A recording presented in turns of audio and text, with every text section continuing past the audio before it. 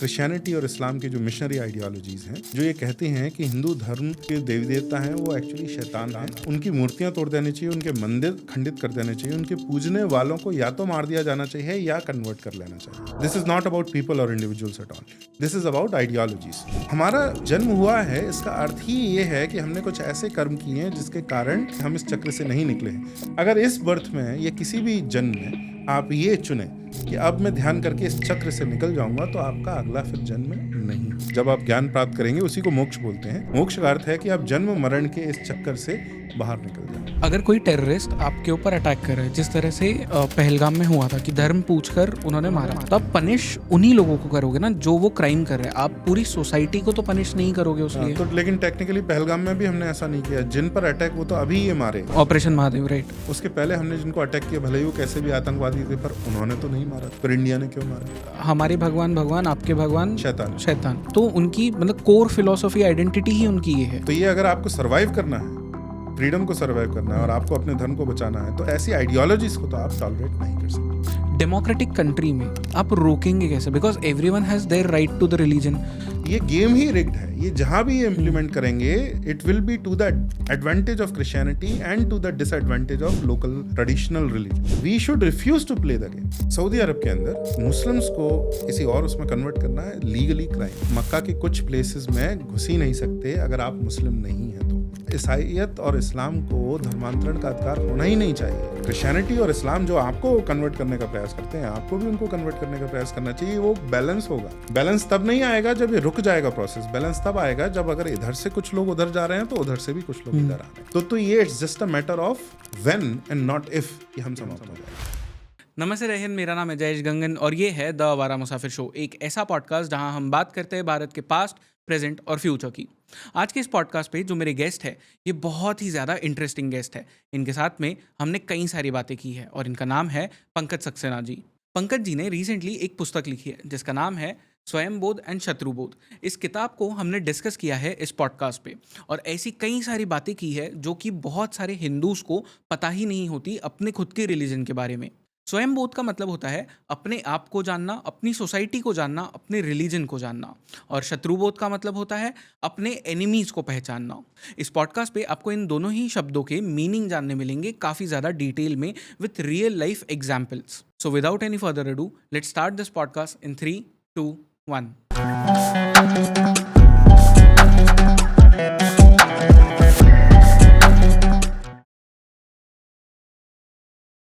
Pankaj sir, आपका बहुत बहुत स्वागत है इस पॉडकास्ट पे। आपकी अभी रिसेंटली एक किताब आई है जिसका नाम है स्वयंबोध एंड शत्रुबोध।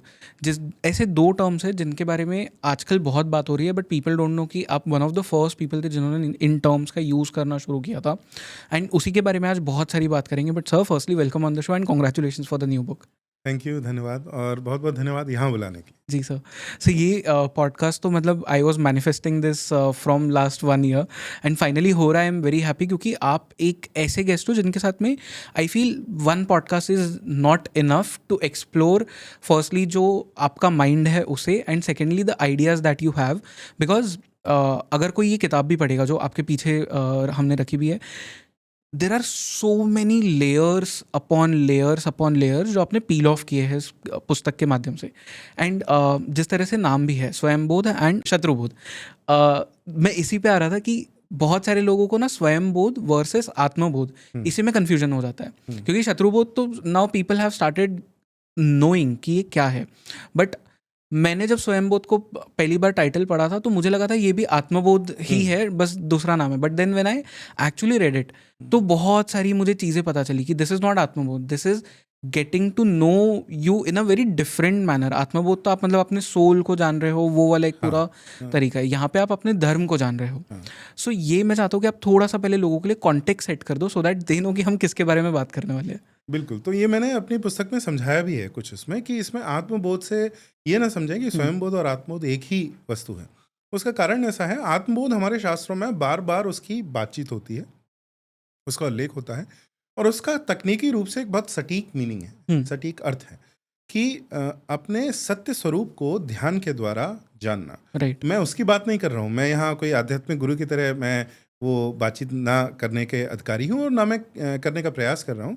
तो आत्मबोध एक अलग चीज़ है। स्वयं बोध का जिस तरह से मैंने परिभाषित किया उसको कि हिंदू समाज का स्वयं के बारे में क्या बोध है, हिंदू समाज स्वयं के बारे में क्या सोचता है, उसकी अस्मिता क्या है, उसकी आइडेंटिटी क्या है, उसका इतिहास क्या है, उसकी संस्कृति क्या है, इसको हम स्वयंबोध कहते हैं। हम्म, कि अगर हम हिंदू समाज अपने सांस्कृतिक रूप से स्वयं पर चिंतन करे, स्वयं की आइडेंटिटी पर चिंतन करे, अस्मिता पर चिंतन करे, तो वो बोध क्या होगा, वो स्वयं बोध है। करेक्ट। एंड जब हम मतलब जब मैं बुक पढ़ रहा था तो कुछ टर्म्स थे जो फर्स्ट टाइम मैंने पढ़े, एंड हम ऑफ द कैमरा बात भी कर रहे थे कि किसी ने रित को जैसे रीटा कहकर आपको कहा था। आपने 4 टर्म्स का वहाँ पे यूज़ किया था, एक रित, सत्य, ऋण एंड धर्म। मैं चाहता हूँ कि इनको आप एक्सप्लेन करिए, बिकॉज सत्य एंड धर्म तो फिर भी अब लोगों को पता है, मतलब ऑफ कोर्स, बट रित एंड ऋण जो है ये क्या है?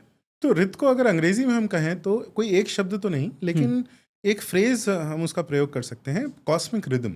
हम्म, तो उसको उदाहरण से समझाना जो है वह सरल होगा, तो मैं उदाहरण भी देता Sure. हूँ। इस ब्रह्मांड में, यूनिवर्स में, प्रकृति में कुछ ऐसे चक्र चल रहे हैं जो हमें दिखते तो नहीं, पर जिनके ऊपर हमारा जीवन निर्धारित है, निर्भर करता है। जिस प्रकार से मान लीजिए मेरा जन्म हुआ, आपका जन्म हुआ, तो मैं उसको संस्कृति से, एक मानव जीवन से समझाने का प्रयास करता हूँ। हमारा जन्म हुआ, तो जब हमारा जन्म होता है, ना तो हम स्वयं भोजन कर सकते हैं, ना तो हम खा सकते हैं, ना तो हम रिलीव कर सकते हैं, निवृत्त हो सकते हैं।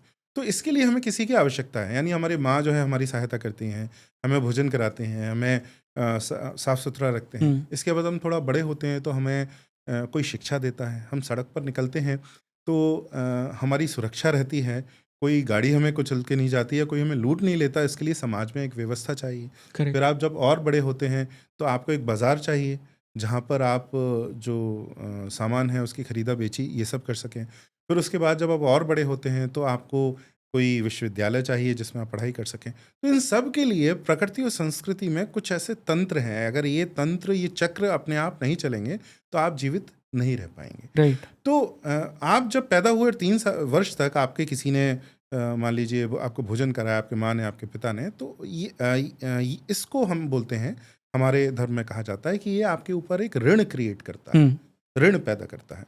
रित क्या हुआ? वो कॉस्मिक रिदम, ये चक्र। तो जिस प्रकार से समाज के अंदर एक ऐसा चक्र बनाया है कि लोग विवाह करेंगे, विवाह के बाद संतति उन्हें बच्चे होंगे और उसके बाद उनका कुछ लालन पालन पोषण होगा, कुछ वर्षों तक उनको बड़ा किया जाएगा, इस तरीके से उनको परिवार, समाज जो है वो सपोर्ट करेगा, उनकी सहायता करेगा।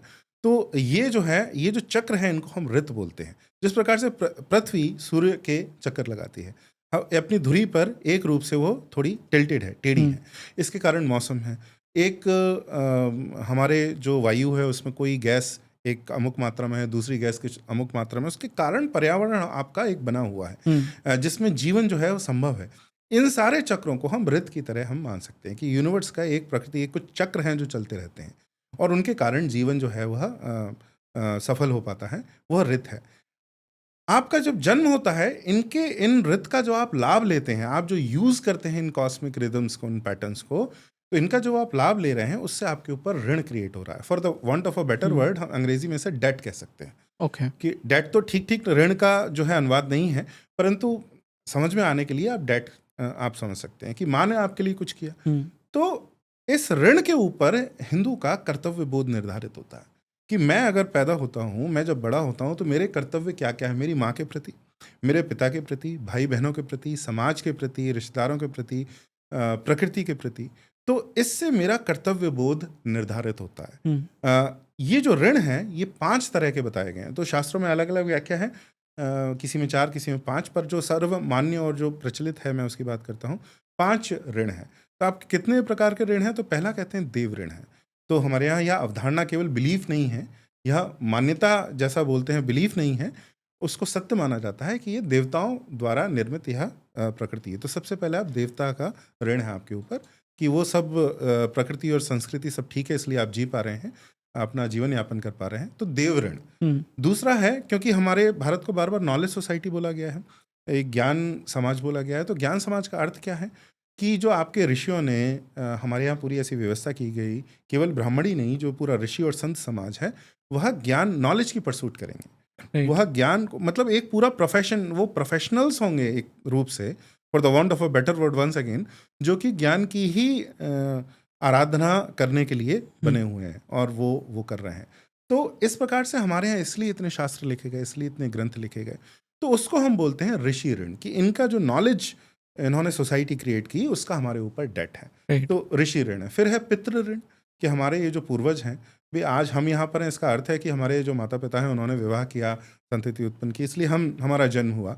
तो एक तो ये, दूसरा कि हमारे सारे पूर्वजों ने, केवल हमारे माता पिता या दादी दादा नहीं, सारे पूर्वजों ने एक ऐसे समाज को बनाया जिसमें कि रहने लायक हम हुए, प्रकृति और समाज रहने लायक था, हम सुरक्षा से आगे हम बढ़ पा रहे हैं। इतना अच्छा ज्ञान समाज भारतवर्ष जैसी सभ्यता को उन्होंने पैदा किया और उसके बाद आगे बढ़ाया। तो Right. उनका ऋण हमारे ऊपर है। तो वो हुआ पितृ ऋण। फिर है नर ऋण।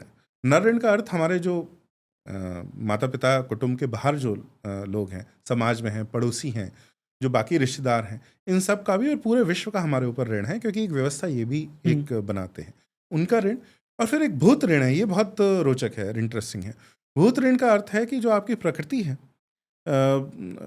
हम ये इकोलॉजी की दृष्टि से बहुत ही महत्वपूर्ण है कि हमारे ऋणों में इकोलॉजी को, इकोलॉजिकल कंसर्न्स को उसमें सम्मिलित किया गया है। मतलब कि भूत ऋण का अर्थ ये है कि जो ये पेड़ पौधे और जानवर हैं, इनका भी आपके ऊपर ऋण है। ओके। प्रकृति की जितनी व्यवस्था है, जिस प्रकार से हर वर्ष जो है बादल आते हैं, वर्षा होती है, आपके खेतों में पानी आता है, आपकी नदियाँ बहती हैं, और पर्यावरण जो है वो सही रहता है, भोजन उगता है, आप खाते पीते रहते हैं, तो ये इनका भी ऋण आपके ऊपर है। तो भूत ऋण में उनको भी इंक्लूड किया गया। तो इकोलॉजिकल कंसर्न भी है। और ये इसके ऊपर कर्तव्य बोध निर्धारित हमारे यहाँ होता था कि आपके कर्तव्य प्रकृति के प्रति, संस्कृति के प्रति कैसे रहेंगे। बट ये मतलब I am sorry I am cutting you of, पर इतने सारे जो हमारे ऊपर ऋण है, मतलब एक तरह से आपने जैसे कहा कि डेट, एक तरह से हम उसे कह सकते हैं। जब अब हमें ये पता है कि हमारे ऊपर इतने सारे ऋण हैं, तो वो टेक्निकली हमारी लाइफ को किस तरह से चेंज करता है? बिकॉज अब तक जैसे अगर मैं जी रहा था, I was living as if I am a free person, I am a free human being, but now that I know कि मेरे ऊपर ऋण है, तो मुझे उन्हें चुकाना भी पड़ेगा, तो मेरी लाइफ किस तरह से चेंज हो जाएगी फिर? तो यही बात है कि जो ये जो आपने बहुत अच्छा बात बोली कि यू आर बॉर्न फ्री। जैसे अमेरिका में मिशेल ओबामा बार बार अपने इलेक्शन कैंपेन, जो ओबामा के अपने पति के इलेक्शन कैंपेन में भी बार बार वो चिल्ला चिल्ला के बोलते थे, you are born free and equal. ये सही नहीं है। हम बॉर्न फ्री एंड इक्वल नहीं है, क्योंकि जन्म से ही हमारे ऊपर ऋण पैदा हो रहे हैं। इकोलॉजिकली जो आज वैज्ञानिक हैं, जो इकोलॉजी में काम करते हैं, इकोसिस्टम्स के डिस्ट्रक्शन को, उनके नाश को देख रहे हैं, वो ये बात कहते हैं कि आप जिस प्रकार से मेरा जन्म अगर किसी परिवार में हुआ, मैं इस कक्ष में बैठा हूँ, एसी चल रहा है, ये इलेक्ट्रिसिटी है, तो ये जो सब इनका मैं लाभ और जो सुविधा उठा रहा हूँ, तो बॉर्न फ्री नहीं, ये मैं केवल धन में ये पे कर रहा हूँ, ये नहीं, इनका समाज के ऊपर, प्रकृति के ऊपर एक कॉस्ट है। तो उसको चुकाना, तो जैसे कार्बन फुटप्रिंट की बात करते हैं कि कौन सी सभ्यता, कौन सा देश, कितना कार्बन फुटप्रिंट उसके ऊपर है, तो भारतीयों का, अमरीकियों का, चीनियों का, इनका कितना कार्बन फुटप्रिंट है, तो ये सारी ये सब बात होती है। तो वो आपको बता रहे हैं कि you are not born free in the sense कि जब आप पैदा होते हैं, by the sheer act of being born there are some debts on you, you get into debt, क्योंकि आपके जीवन जीने से, जैसे आप कहीं, आप एक होटल में जाइए कहीं घूमने, एक दिन में आप देखिए कि आपके कचरे के डब्बे में कितनी सारी चीज़ें, आप क्या क्या कंज्यूम करते हैं। आप जो खा रहे हैं, कुछ रैपर खोल रहे हैं, या आप टॉवल का प्रयोग कर रहे हैं, बेड का प्रयोग कर रहे हैं, वो धुलेंगे तो उसमें इलेक्ट्रिसिटी जाएगी, उसमें कोई केमिकल जाएंगे, बहुत सारे केमिकल्स प्रयोग करेंगे, आप शैम्पू का प्रयोग करेंगे, आप बाकी सोप का प्रयोग करेंगे, तो इससे बहुत सारा प्रकृति के ऊपर एक कॉस्ट है। So you are not free. प्रकृति के ऊपर एक मूल्य है जो आपको चुकाना चाहिए अगर आप धर्म की बात करते हैं। तो हिंदू पहले से ये भाव हमारे अंदर हिंदू जगत में जगाया जाता था, पर बचपन से ही। यहाँ पे भी अब मतलब हो सकता है ये बहुत ज़्यादा फिलोसॉफिकल साइड पे मैं इसे ले जा रहा हूँ, बट आपने जैसे कहा कि you are not born free, आपके ऊपर जैसे ही आप पैदा हो रहे हो बहुत सारे ऋण हैं, बट टेक्निकली तो आई डेंट चूज टू गेट, मतलब टेक बर्थ, राइट? मेरे ऊपर तो नहीं था वो, मेरे माता पिता के ऊपर था, उनके लिए उनके माता पिता के ऊपर था। देन वो ऋण मेरे ऊपर कैसे आ रहे हैं? मतलब इज देयर एनी? हाँ, तो इसका जो पुनर्जन्म, क्योंकि नेक्स्ट जो एक्सियम्स है, मैंने जो अपने पुस्तक में भी बात की है कि I didn't choose to be born, but not in this form, ये आप कह सकते हैं। पर हमारा जन्म हुआ है, इसका अर्थ ही ये है कि हमने कुछ ऐसे कर्म किए हैं जिसके कारण, जिनका भी लेखा जोखा पूरा नहीं हुआ है, जिसका कह सकते हैं कि वो बराबर अच्छे और बुरे कर्म हमारे बराबर नहीं हुए हैं, इसलिए हमारा दूसरा जन्म हुआ है, ये न्यूट्रलाइज नहीं हुआ है। तो हिंदू अवधारणा के अनुसार ये है कि हमारा बारंबार जन्म होता है, हम कुछ कर्म करते हैं, अच्छे करते हैं, बुरे करते हैं, उसके कारण कुछ प्रारब्ध जनित होता है। प्रारब्ध का अर्थ है कर्म का बैंक, आप ऐसा उसको समझ सकते हैं। वो कर्म का बैंक होता है, जब वो इम्बैलेंस में रहता है, जब उनका संतुलन नहीं रहता है, तो आपका दूसरा जन्म होता है। और ये जन्म होता चला जाता है। इस प्रक्रिया को आप तोड़ तब सकते हैं जब किसी जन्म में आप ये सोचें कि मैं ये पंकज नहीं हूँ, मैं ये शरीर नहीं हूँ, ये जो भी आइडेंटिटी मुझे दी गई है, अस्मिता जो मुझे दी गई है, व्यक्तिगत हैं, देश की हैं, ये सब मैं नहीं हूँ। मेरा सत्य स्वरूप तो कुछ बहुत ऊपर। हमारे यहाँ बोला जाता है कि हम सब ब्रह्म हैं, हम सब भगवान हैं। सत्य स्वरूप को भूल गए हैं, अलग अलग अपने आप को फील करने लगे हैं, अनुभव करने लगे हैं। इसलिए मैं अपने आप को पंकज, तुम अपने आप को कुछ और मानते हो, मैं अपने आप को हिंदू या मध्य प्रदेश से मानता हूँ, तुम अपने आप को मुंबई से मानते हो। तो ये सब जो है ओढ़ी हुई आइडेंटिटी है, ये रियल नहीं है। अगर आप ध्यान करेंगे, मेडिटेशन करेंगे, योग करेंगे, तो आपको पता चलेगा चेतना के स्तर में जब आप आगे बढ़ेंगे कि आपका सत्य स्वरूप तो वो है जिसे शास्त्र में ब्रह्म कहा गया है, अथवा आप ही ईश्वर हैं, आप ही सर्वोच्च, वो जो सुप्रीम कॉन्शियसनेस है, चेतना है, वो है। तो ये कहना गलत होगा। मल्टी लाइव्स पर्सपेक्टिव में हमने चूज ही किया है कि हमारा ये बर्थ हो, क्योंकि हमने ऐसे कर्म किए हैं जिससे हम इस चक्र से नहीं निकले हैं। अगर इस बर्थ में या किसी भी जन्म में आप ये चुने कि अब मैं ध्यान करके इस चक्र से निकल जाऊंगा, तो आपका अगला फिर जन्म नहीं होगा। जब आप ज्ञान प्राप्त करेंगे, उसी को मोक्ष बोलते हैं। मोक्ष का अर्थ है कि आप जन्म मरण के इस चक्कर से बाहर निकल जाए। तो ये we can not shake it off. अब वो जो पश्चिम का है, जो जूडो क्रिश्चियन, ईसाई और यहूदी जो मत है, जो अब पश्चिम आधुनिक जगत में भी वही मत चल रहा है कि एक ही जीवन होता है। करेक्ट। जन्म हुआ, एक्सीडेंट है, और देन फिर आप मर जाओगे। तो इसमें तो आप कुछ भी अपने ऊपर नहीं। इसलिए वो ऐसा प्रकृति के प्रति भी उनका जो कह सकते हैं, उनका जो एटीट्यूड है, उनका जो वो ऐसा ही रहता है कि हमें क्या करना, जब तक हम जिंदा हैं तब तक तो ये सब हम मजा कर रहे हैं ना। करेक्ट। वो एक टर्म का इस्तेमाल करते हैं, YOLO, you only live once. तो ठीक है, मतलब आप जितना मजा कर सकें। जैसे एक खाली ये पॉप कल्चर में नहीं, एक बहुत बड़े, आपने शायद बुक का नाम भी सुना होगा, हैंस रॉसलिंग करके, फैक्टफुलनेस एक बुक आई थी, बहुत चली थी। अब उसमें वो यही समझा रहा है कि खूब कंज्यूम करते जाओ, ये सब बढ़ाओ, जीडीपी, कंजम्पशन, ये सब बढ़ाते ही जाओ।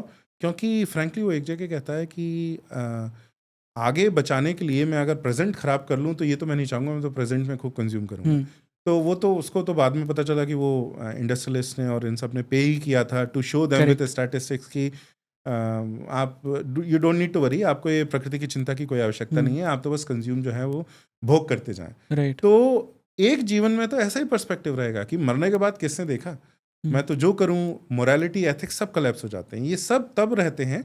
उन्होंने पहले डरा रखा था आफ्टर लाइफ से कि आपको हेवन और हेल की बात थी। जैसे उन्हें ये पता चला कि ये तो सब कहानी किस्से हैं, ऐसा कुछ भी नहीं है, तो उन्होंने वो छोड़ दिया। अब हमारे यहाँ भी क्या हो रहा है, लोग कहते हैं यहाँ पे भी आधुनिकता फैल रही है तो ऐसा हो रहा है, पर हमारे यहाँ इन सब बातों को, ये केवल सिद्धांत नहीं है। आप जब ध्यान करेंगे, मेडिटेशन करेंगे, योग करेंगे, जब गुरु के जब आपको दीक्षा देते हैं, you can test all of this. जैसे साइंटिफिक जो थ्योरीज हैं, वो जो आप पुस्तक में पढ़ते हैं, एक बुक में फिजिक्स की जो थ्योरी पढ़ेंगे, भूगोल की पढ़ें, ये जो दूसरे क्वांटम मैकेनिक्स है, क्वांटम फिजिक्स है, इनकी जब थ्योरी पढ़ेंगे, तो आप उनको लैब में जाके टेस्ट कर सकते हैं। और साइंस का, एक विज्ञान का एक आधार ही ये है कि जितनी बार भी आप उसको लैब में टेस्ट करेंगे, आपको वही उत्तर मिलेगा, रिजल्ट मिलेगा जो उसमें लिखा हुआ है, उसमें अलग नहीं मिलेगा। तो कोई भी टेस्ट कर सकता है, अगर आप इतने पढ़ लिख जाएं, वो आप सब्जेक्ट सीख लें, वो विज्ञान आप सीख लें, तो आप ऐसा कर सकते हैं। जो उपनिषद में ज्ञान है, जो वेद हमारे शास्त्रों में ज्ञान है, उसमें भी यह सही है, बस लैब अलग है। इसकी लैब इंटरनल है, यानी जब आप मेडिटेशन करेंगे, योग करेंगे, ध्यान करेंगे, जब आप अंदर जाएंगे, अपने अंतर्मुखी होंगे, तो जो भी शास्त्रों में लिखा है वो सब आपको दिखेगा, अनुभव होगा, आप स्वयं देख सकते हैं, स्वयं अनुभव कर सकते हैं। तो ये जो सब कर्म, पुनर्जन्म, प्रारब्ध और मोक्ष की बात है, ये सब प्रत्यक्ष अनुभव है ज्ञानियों का, और उन्होंने ही उपनिषद और ये सारे हमारे शास्त्र और ग्रंथ लिखे हैं।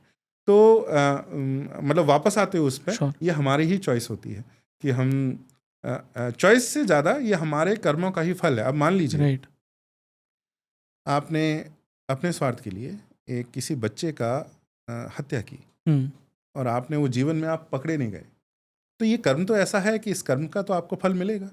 तो आप जो कर्म कर रहे हैं उससे आप चूज कर रहे हैं कि आपका जन्म होगा या नहीं। तो चॉइस ऐसा नहीं है कि मैं जन्म लेना चाहता हूं या नहीं, ये चॉइस नहीं होगी। चॉइस का अर्थ है कि अगर आप ऐसे कर्म कर रहे हैं कि जिसमें आपने दूसरों को सताया है, कुछ किया है, तो उसका फल तो आपको मिलेगा ही मिलेगा। इसलिए Correct. आपका जन्म तो होगा ही, कुछ ना कुछ बुरा हर कोई। और इसमें मैं किसी बुरे लोगों के, हम सब किसी न किसी का कुछ ना कुछ जाने दिल अनजाने दुखाते तो हैं, सब कोई जाने करता अनजाने है, हम right. करते ही हैं।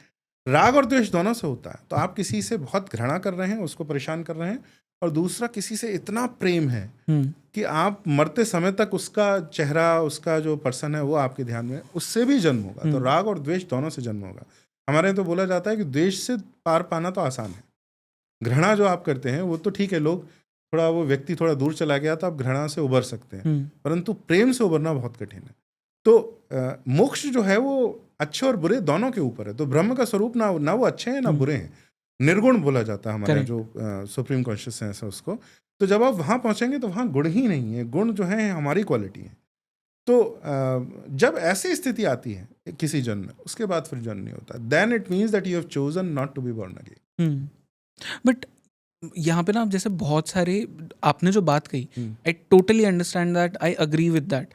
और शायद बहुत सारे दुनिया में लोग ऐसे हैं जो इस बात से अग्री भी करेंगे। But for me personally as well, and मेरे आसपास जिन लोगों को मैं देखता हूँ, मेरे फ्रेंड्स भी जो है या जो भी मेरा पीयर ग्रुप है, जो योलो शब्द का हमने यूज़ किया था, you only live once, technically in my present तो वही सत्य है, राइट? बिकॉज मुझे पता नहीं कि मेरा अगला जन्म होगा नहीं होगा, अगर होता भी है तो किस तरह से होगा।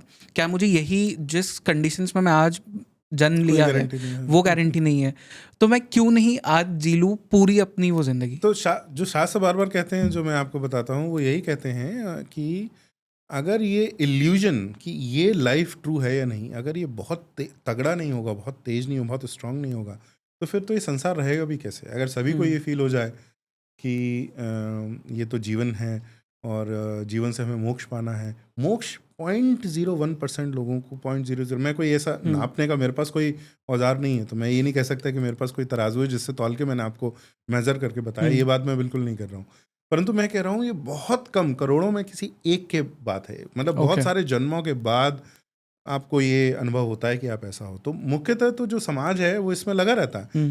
ये इसके बाद भी लगा रहता है जब जिस समाज को पता है कि पुनर्जन्म होता है। जैसे आप 40 साल 50 साल पहले जाएं, आज की बात छोड़ दें, लगभग हर हिंदू को ये बोलने में आता था, अरे वो पिछले जन्म में कुछ पाप किया होगा या कुछ पुण्य। जैसे किसी के पास कोई कहते हैं अंधे के हाथ में बटेर लग गई, कुछ धन मिल गया उसको, बोले पिछले जन्म में कमा के आया होगा। तो जो अनपढ़ भी लोग होते थे उनको कई जन्म है, जो जन्म भी नहीं बोल सकते थे, जन्म है, उनको भी यह टर्मिनोलॉजी, ये जो शब्दावली है, इसका पता था कि कई जन्म होते हैं, जन्मों में ऐसा होता है, जन्म मरण नहीं होता है। उसके बाद भी इंसान, एक मनुष्य एक दूसरे को परेशान भी करता था, ठगता भी था, चोरी भी करता था, हत्या भी करता था। भाई भारत में भी हर प्रकार के अपराध थे। आप इतिहास को देख लीजिए, रामायण और महाभारत में भी हर प्रकार का अपराध है, किडनैपिंग भी है, मर्डर, आर्सन, सब जो मुख्य जो सारे अपराध होते हैं वो सब उनके अंदर है। तो उसके बाद भी सब करते हैं। तो ये जो शरीर से आइडेंटिफिकेशन है, देखिए जैसे अभी कोई मुझे, क्योंकि ये फिजिकल है, कोई मुझे मारेगा तो मुझे तुरंत दर्द होगा और मुझे तो बिल्कुल अच्छा नहीं लगेगा कि उसने किया। तो ये शरीर के संग जो हमारा आइडेंटिफिकेशन है बहुत स्ट्रांग है, तभी संसार चल सकता है। अगर ये वीक होगा तो बहुत आसान है सबका निकलना, तो फिर संसार ही ऐसा नहीं बचेगा। तो संसार भी चलता रहता है। कुछ लोग इसमें से मोक्ष की ओर जाते हैं, जो बहुत कम परसेंटेज है। परंतु इस बात ये, मैंने एक जगह और बात की है कि समाज पूरा इस अवधारणा पर, हमारा हिंदू समाज था कि अल्टीमेटली सबको उस ओर जाना है, भले ही कई जन्मों बाद जाना हो। तो समाज का गठन ऐसा, नियमन ऐसा होता था कि ये आसान हो मोक्ष की ओर मुड़ना।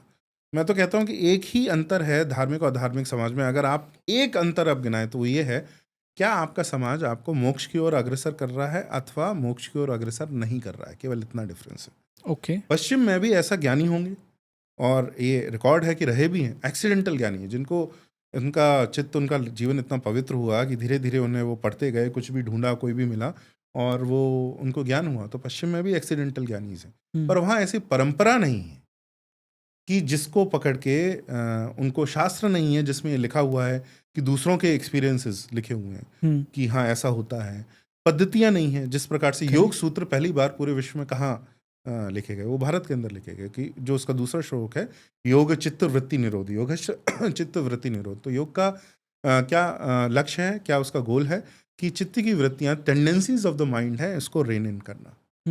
तो ये बहुत पहले से हमारे समाज में, और इस पर जो समाज का गठन हुआ, सोसाइटी का जो क्रिएशन हुआ, वो इस आधार पे किया गया कि अगर आपका मन डाउट करता है कि ये जो संसार है मेरे पास, मेरे आसपास, इसमें कुछ गड़बड़ है, this is not the ultimate reality, अगर ये डाउट आपके मन में आया, उसी समय आपके पास 10 रास्ते होंगे वहां उस पथ पर आगे बढ़ने के। पश्चिम में अगर ये डाउट आपके मन में उठता है तो 100 बार उठेगा, और उठने के बाद आपके पास कोई रास्ता ही नहीं बचेगा।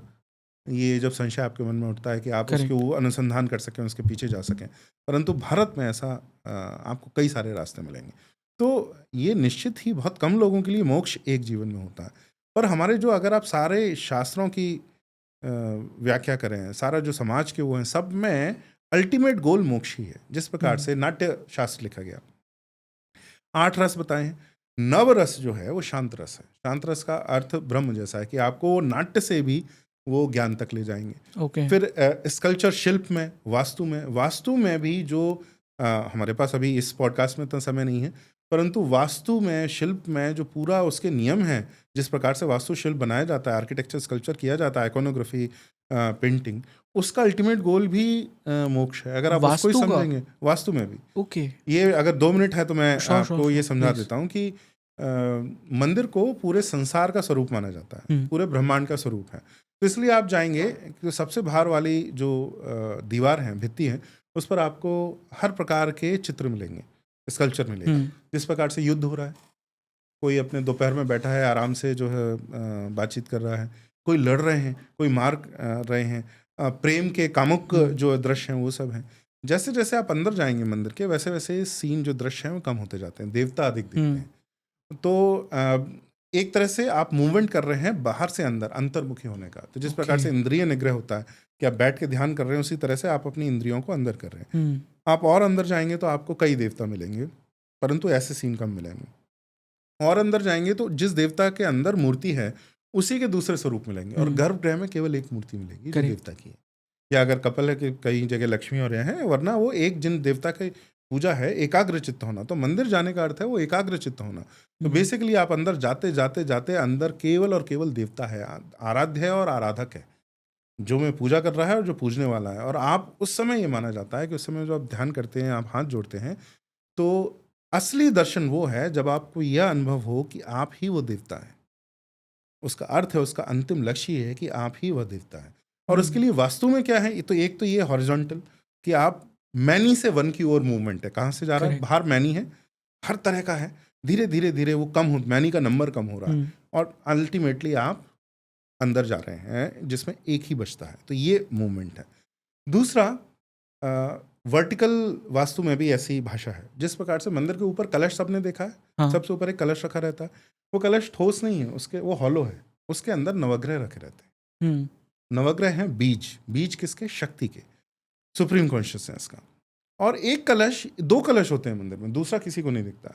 एक कलश ऊपर है, दूसरा कलश अंडरग्राउंड होता है। तो जो गर्भगृह है, गर्भगृह किसी भी मंदिर के ठीक बीचों बीच है। गर्भगृह के बीचों बीच मूर्ति होती है, और मूर्ति के ठीक नीचे एक और कलश होता है, विच एग्जैक्टली मिरर्स जो ऊपर कलश है। ठीक वैसा ही होगा, उसमें भी नवग्रह होते हैं। तो ऐसा माना जाता है कि जब एक आराधक जब पूजा करते हैं, अर्चना करते हैं, तो नीचे से शक्ति की जो इंडिविजुअल शक्ति है उसका उदय होता है, ऊपर से सुप्रीम कॉन्शियसनेस डिसेंड करती है। जो विग्रह है, जो मूर्ति है, उसमें भी दोनों मिलते हैं। This is the act of darshan. दर्शन ये है। तो वास्तु के थ्रू ये कन्वे कर रहे हैं। जब आप चक्र की अवधारणा हमारे यहाँ बार बार है, जैसे योग सूत्र, नॉट योग सूत्र, योग की जब बात आती है तो उसमें जो चक्र की हम बात करते हैं, तंत्र में हम चक्र की बार बार बात करते हैं। तो क्या होता है, मूलाधार है जो सबसे नीचे है, जो अगर आप बैठेंगे तो आप स्पाइन के लोएस्ट लेवल पे, और सहस्रार यहाँ है। करेक्ट। तो आप ये मानते हैं कि जब आप मेडिटेट करते हैं तो आपकी चेतना का स्तर ऊपर उठता है व्हेन इट रीचेस सहस्रार, जिसको आप मोक्ष कहते हैं। तो जब आप ध्यान करते हैं, जब गुरु से दीक्षा लेते हैं, तो ऐसा बोला जाता है कि शक्ति भी आपकी हेल्प करती है। तो ऊपर से शक्ति डिसेंड करती है, नीचे से शक्ति असेंड करती है। जो मैंने पुस्तक में ascent and descent of consciousness है, वो जाके जब बीच में मिलते हैं तो ऐसा कहा जाता है, if you walk 1 step towards the devta, they will walk 2 steps towards you. Okay. तो वो आपकी सहायता करते हैं अगर आप ऐसा एक बार ये इच्छा करते हैं। तो वास्तु को भी उस तरफ मोड़ा। तो ये जो पूरा मंदिर का जो वास्तु है उसमें भी ascent and descent of consciousness पूरा मिरर हो रहा है। ये आपको चित्रों में भी दिखेगा, पेंटिंग में भी दिखेगा। पेंटिंग में जिस तरह की मुद्रा है, जिस तरह के तीसरा नेत्र जो बताएंगे, जो आंखें जिस प्रकार से बुद्ध की अथवा विष्णु की अथवा शिव की जो बताएंगे, जैसे हस्त बताएंगे, जैसे आसन बताएंगे, वो सब कुछ ना कुछ भाव कन्वे कर रहे होंगे। उनका अर्थ यही है कि अल्टीमेटली आप वहाँ जाएं। सारे जब नाट्यशास्त्र लिखा गया, अभिनव गुप्त के आते आते उस पर कमेंट्री करते करते उन्होंने बिल्कुल उसको स्पिरिचुअल टेक्स्ट बना दिया। इसी तरीके से कोई भी आप टेक्स्ट, कोई भी सब्जेक्ट ले लीजिए, अल्टीमेटली वो आपको मोक्ष की ओर ले जाएंगे। जैसे ब्रह्म की व्याख्या है हर देवता, हर ग्रंथ में। कश्मीर शैव दर्शन में पराशिव ऐसे हैं, वैष्णवों में महाविष्णु ऐसे हैं, देवी भागवत पुराण में देवी की महिमा ऐसी ब्रह्म जैसी की गई है। यहाँ तक कि ग्रामर में शब्द ब्रह्म की कल्पना है कि शब्द में भी ब्रह्म है, ओम, और इस तरीके से उसमें भी जो है आप हाईएस्ट लेवल पर जाएं तो ब्रह्म का इक्विवेलेंट हर जगह है। तो भारत का हर विधा, हर डिसिप्लिन, हर सब्जेक्ट आपको मोक्ष की ओर ले जाता है, पर ये संसार को निगलेक्ट नहीं करता। तो ये भी मैंने अपनी पुस्तक में लिखा है कि ऐसा नहीं है, ये अदर वर्ल्डली नहीं है। ये कभी ये नहीं कहेगा कि आप नृत्य मत कीजिए, गीत मत गाइए, पेंटिंग मत कीजिए, या भोजन मत कीजिए। भोजन में भी रस, हमारे यहाँ उत्तर भारत में तो कम से कम हिंदी में किचन को एक शब्द प्रयोग करते थे, रसोई। करेक्ट। तो उसका टेक्निकल मीनिंग है दैट वेयर द रस इमर्जेस। और रस की व्याख्या यही शब्द कला में भी प्रयोग होता है। तो जो भोजन में जो रस है, वही शब्द, वही जो सिद्धांत है, वह नृत्य में और नाट्य में भी उसका प्रयोग हो रहा है। तो भोजन से भी ब्रह्म कि ऐसा भोजन बनाए जिससे भोजन का आनंद लेते लेते आपको विरक्ति हो और आप ऊपर उठें। इसी तरीके से नाट्य है, इसी तरीके से पेंटिंग है, इसी तरीके से विज्ञान है। हर विधा से आप ऊपर जाएं, तो संसार को भी एंजॉय करते रहें, बट अल्टीमेटली एंजॉय करने के बाद आपको ऐसा एक समय आए कि लगे अब ये पर्याप्त हो गया और मुझे इस चक्र से अब बाहर निकलना है। जब ऐसे आपको लगेगा, ये देखिए ऐसा है कि एक ड्रामा चल रहा है, एक मूवी चल रही है और आप उसके पात्र हैं। अगर आप जानते ही नहीं है कि आप पात्र हैं, तो मैट्रिक्स जैसी स्थिति है कि आप उसमें खेलते रहेंगे और उसमें आप बहुत परेशान हो रहे हैं, कोई आपको टॉर्चर कर रहा है, बहुत परेशान कर रहे हैं, पर आपको पता ही नहीं है कि ये नाटक है। राइट। हिंदू होने का अर्थ और हिंदू समाज होने का अर्थ है आपको पता है ये नाटक है। जिस क्षण आपको ये लगे कि अब जो है मैं इससे निकलना चाहता हूँ, तो नाटक के अंदर जो आपके कर्तव्य हैं वो पूरे करने के बाद आप इस नाटक से बाहर हो सकते हैं। जिस क्षण आपको लगे उस दिशा में बढ़ने के लिए आपको सारे चिन्ह मिलेंगे। तो बहुत गहरी बात हो जाएगी, लेकिन जैसे इतिहास में, साहित्य में, लिटरेचर में एक कॉन्सेप्ट है ड्रामा में, फोर्थ वॉल। फोर्थ वॉल के कि तीन जब स्टेज पर रहते हैं, तीन तरफ तो विजिबल वॉल्स हैं, सामने कोई वॉल नहीं होती, नहीं होगी तो फिर वो ऑडियंस कैसे देखेगी, but the actors behave as if there is a wall. Correct. क्योंकि वो ये नहीं बताना चाहते कि ये नाटक है, ये नाटक है, मतलब वो सामने ऑडियंस से बातचीत नहीं करेंगे। तो अब पश्चिम में ऐसे मूवमेंट चलते रहते हैं, उनके आका नहीं ये हम बताना चाहते हैं। तो उसमें एक बर्टोल्ट ब्रेख्ट करके एक ड्रामा में जर्मनी में हुए, और वो प्ले राइट थे और बहुत बड़े आइडियोलॉग थे। तो उन्होंने कहा नहीं, फोर्थ वॉल तोड़नी है। तो उसमें बीच बीच में वो जो पात्र हैं वो बात करने लगते थे ऑडियंस से, विच इज़ absurd, मतलब वो केवल करने के लिए करते थे, पर ये फोर्थ वॉल है इनविजिबल। तो एक हिंदू होने का अर्थ ये है कि आप ऐसे समाज में हैं जिसमें जिस क्षण आपको ये अनुभव हो कि ये नाटक है, तो सामने वो जो लोग बैठे हैं वो आपको दिखने लगेंगे और आपको समझ में आने लगेगा कि ये सब नाटक है, इसलिए तो उसको इतना सीरियसली नहीं लेना है। और जिस क्षण आप सोचिए कि आपको ये लग रहा है कि ये रियलिटी है, जैसे सपना आता है, स्वप्न में क्या होता है, कोई आपको मार रहा है और आपको बहुत डर लग रहा है, कुछ बहुत बुरा हो गया, बहुत एकदम से आपको बुरा लग रहा है, पर जैसे ही आपकी आंख खुली वैसे वो सारा भय जो है समाप्त हो जाता है। जब आपको समझ में आता है कि मैं जो इतना चिंतित था, वो उसकी चिंता करने की आवश्यकता नहीं थी, क्योंकि वो तो रियल था ही नहीं। जैसे मेरा बेटा है अभी 7 साल का है, कई बार सुबह जोर जोर से रो के मेरे पास आता है, क्या हुआ? बोले सब मर गए। क्या हुआ? मैंने कहा मर गए, क्या हुआ? बोले ऐसा था। फिर उसको बहुत देर, वो तो अभी छोटा है, तो बहुत देर में उसको समझ में आता है, अच्छा वो तो सपने में हुआ था। फिर वो थोड़ी जब उसको हम प्यार करते हैं और बताते हैं कि नहीं ये तो सपना है, तो वो अश्योर हो जाता है, उसके बाद उससे चिंता नहीं होती। तो इसी तरीके से सपने में भी हमारे साथ भी ऐसा होता है। देखिए कई बार स्वप्न में ये होता है, आपको ऐसा लगता है कि आपको लघु शंका है, आपको वॉशरूम जाना है, अब आपको आलस आ रहा है, आपका शरीर जो है उस समय वो सो रहा है बहुत गंभीर उसमें, तो आपका माइंड आपको ट्रिक करता है। करेक्ट। आपका मस्तिष्क आपको ये बताता है कि आपने कहीं जाके यू रिलीव्ड योरसेल्फ और हो गया ये, लेकिन उसके बाद भी फिर वो प्रेशर आपका बिल्टअप ही रहता है। ऐसा एक दो बार जब होता है तो आपको कुछ स्प्लिट सेकंड के लिए सपने के अंदर ये फील होता है कि सपना है, हम्म। और जैसे ही अनुभव होता है उसके बाद सपना कभी भी बना नहीं रह सकता, सपना टूटता ही है। ये एक तरह से रियल वर्ल्ड का एग्जैक्ट रेप्लिका है। जिस क्षण असली ज्ञान होगा हमें, उस क्षण ये सब राग द्वेष ये रियल है, मेरे विरोध में किसी ने की, तुरंत ये कहते हैं जो ज्ञानियों का जो अनुभव है, मैं आपको अपने अनुभव से नहीं तो बिल्कुल नहीं बता सकता, लेकिन तो कहीं भी नहीं हूँ उसमें, लेकिन जो ज्ञानी है रमन महर्षि, निसर्गदत्त महाराज, वो ऐसा ही उसकी व्याख्या करते हैं। जिस प्रकार स्वप्न के अंदर जब आपको ये पता चल जाता है कि सच्चाई नहीं स्वप्न है, तो क्षण भर में स्वप्न टूटता है। उसी तरीके से जब आपको सच में ज्ञान होता है तो क्षण भर में ये जो इल्यूजन है माया का, ये भी टूटता है। तो हिंदू समाज वैसा समाज है जिसमें ये सब बहुत आसान है ये करना। जिस क्षण आपको लगे आप उसमें बाहर निकलने का प्रोसेस आरंभ कर सकते हैं। वहाँ के समाज में आपको एक और वॉल है।